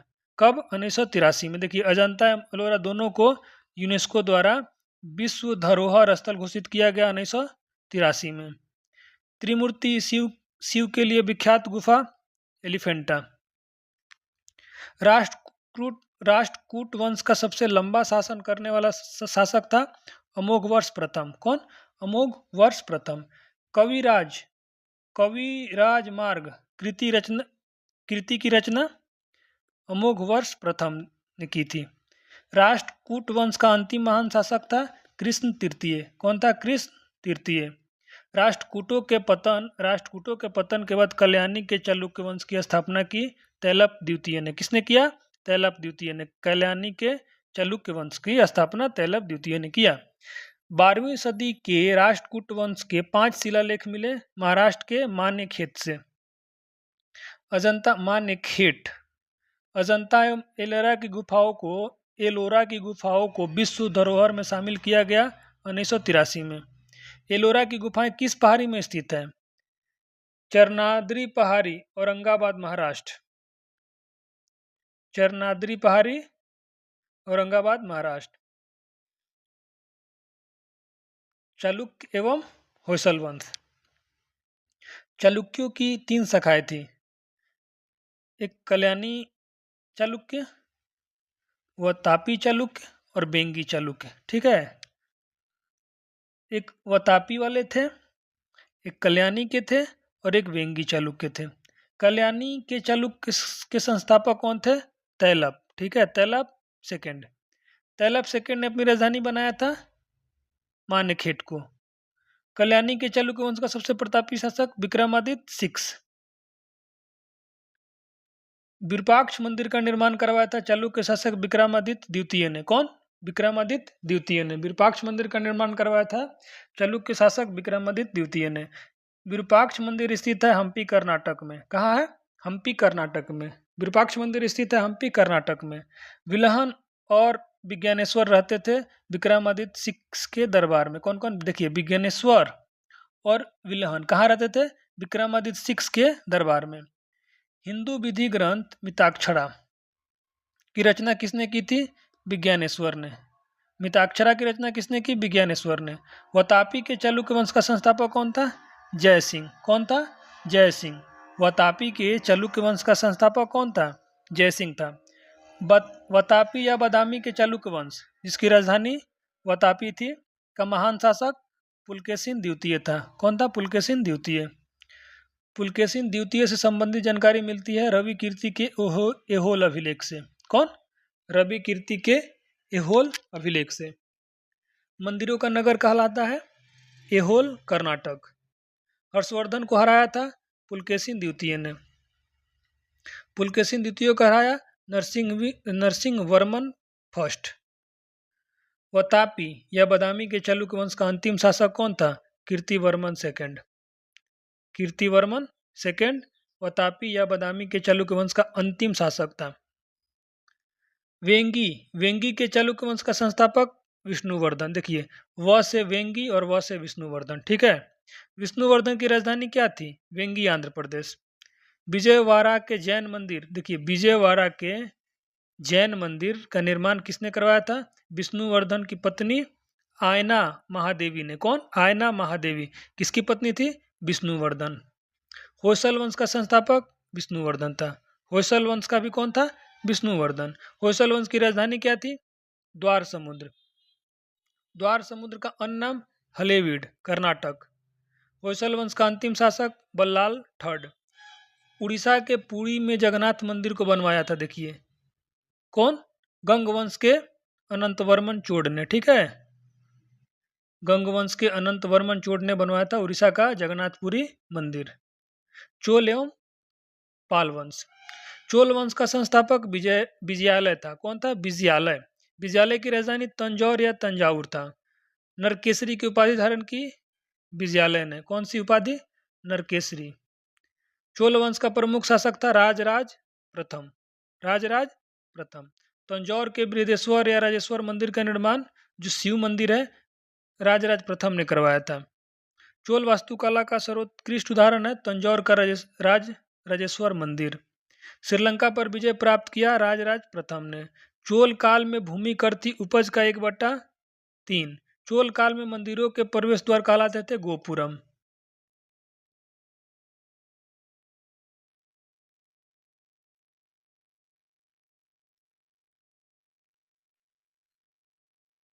चोल काल में विष्णु के उपासक अलवार।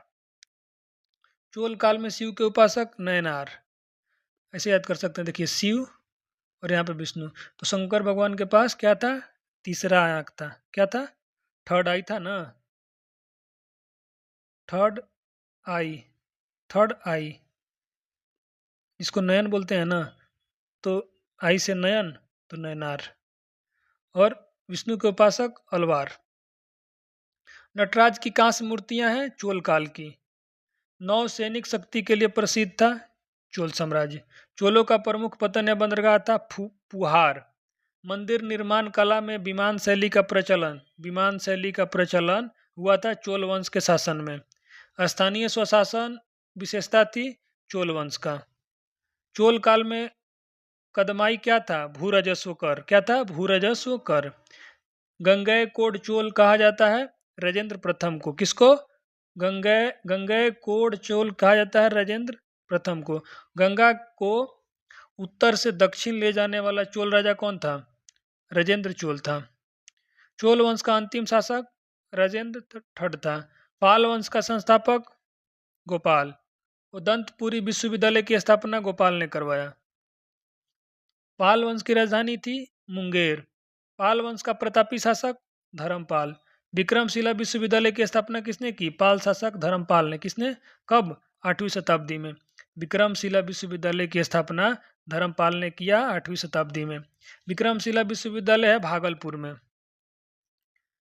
पाल वंश का अंतिम शासक मदनपाल। कश्मीर के राजवंश। लोहार वंश का संस्थापक था संग्राम राज। कौन था? संग्राम राज। हर्ष शासक था लोहार वंश का। हर्ष का दरबारी कवि था कलहन। कश्मीर के इतिहास के बारे में जानकारी मिलती है कलहन रचित राज तरंगिनी से। कश्मीर का अकबर नाम से प्रसिद्ध सुल्तान था सुल्तान जैनुल आबिदीन। सुल्तान जैनुल आबिदीन। लोहार वंश का अंतिम शासक जय सिंह। सेन वंश का स्थापना किसने किया?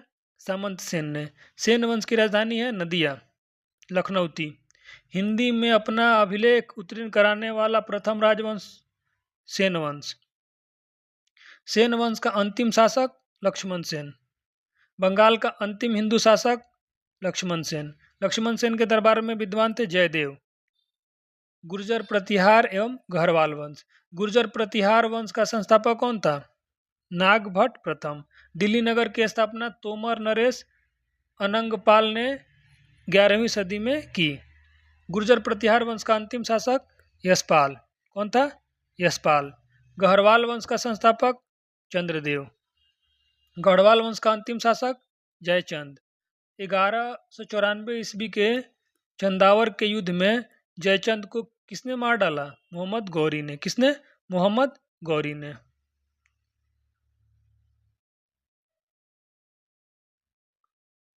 चौहान एवं परमार वंश। चौहान वंश का संस्थापक कौन है? वासुदेव।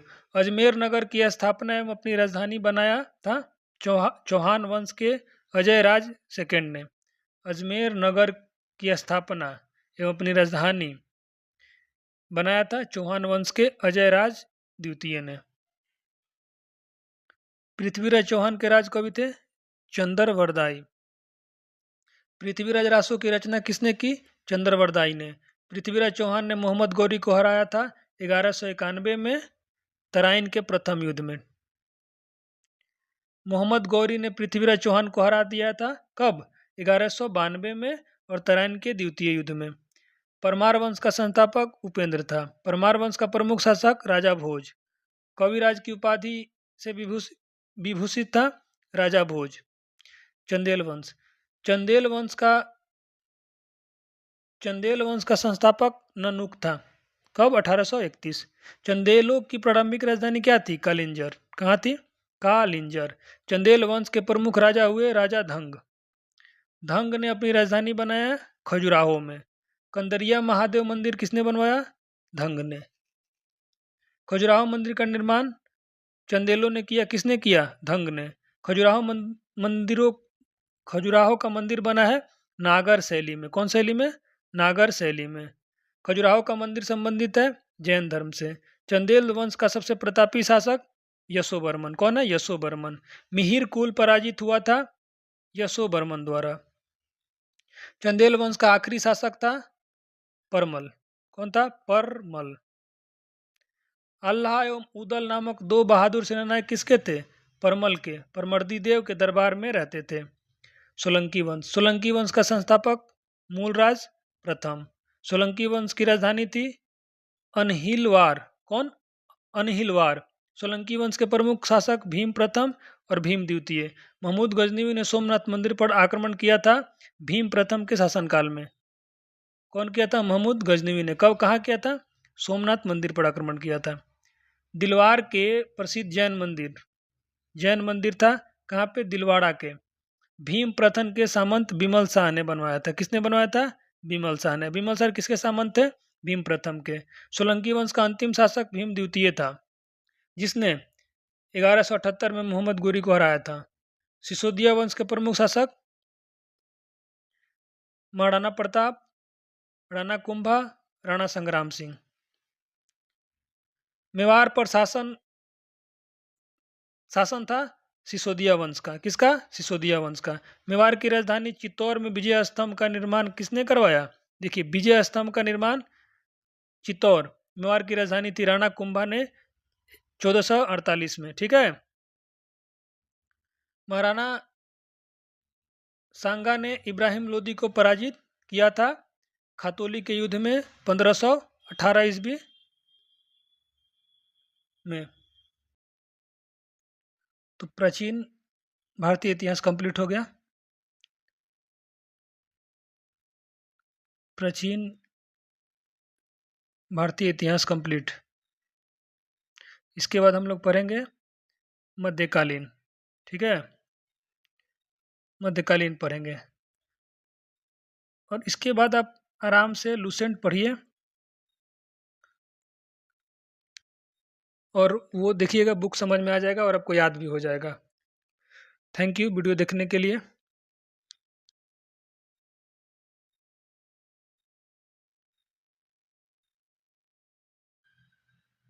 इस बुक का रेलवे सामान्य अध्ययन स्पीडी पब्लिकेशन का है।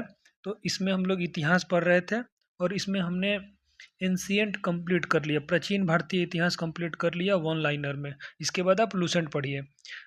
लूसेंट पढ़िए, समझ में आएगा। फिर PYQ सॉल्व करिए। और इतिहास के बाद हम लोग पढ़ेंगे भूगोल और फिर राज्य व्यवस्था और अर्थव्यवस्था। चैप्टर वाइज दिया हुआ है पहली बार इस बुक में। ये 2026 वाला एडिशन है, 2026 वाला। और यहाँ पे देखिए, इसके बाद हम लूसेंट पढ़ाएंगे। ठीक है। अब इतिहास में हम प्राचीन भारतीय इतिहास पढ़ा दिए और फिर हम मध्यकालीन स्टार्ट करेंगे और एक वीडियो में ख़त्म कर देंगे। वन वीडियो, ठीक है, वन लेक्चर में कंप्लीट। और उसके बाद आप आधुनिक पढ़ाएंगे। तो थैंक यू वीडियो देखने के लिए। अब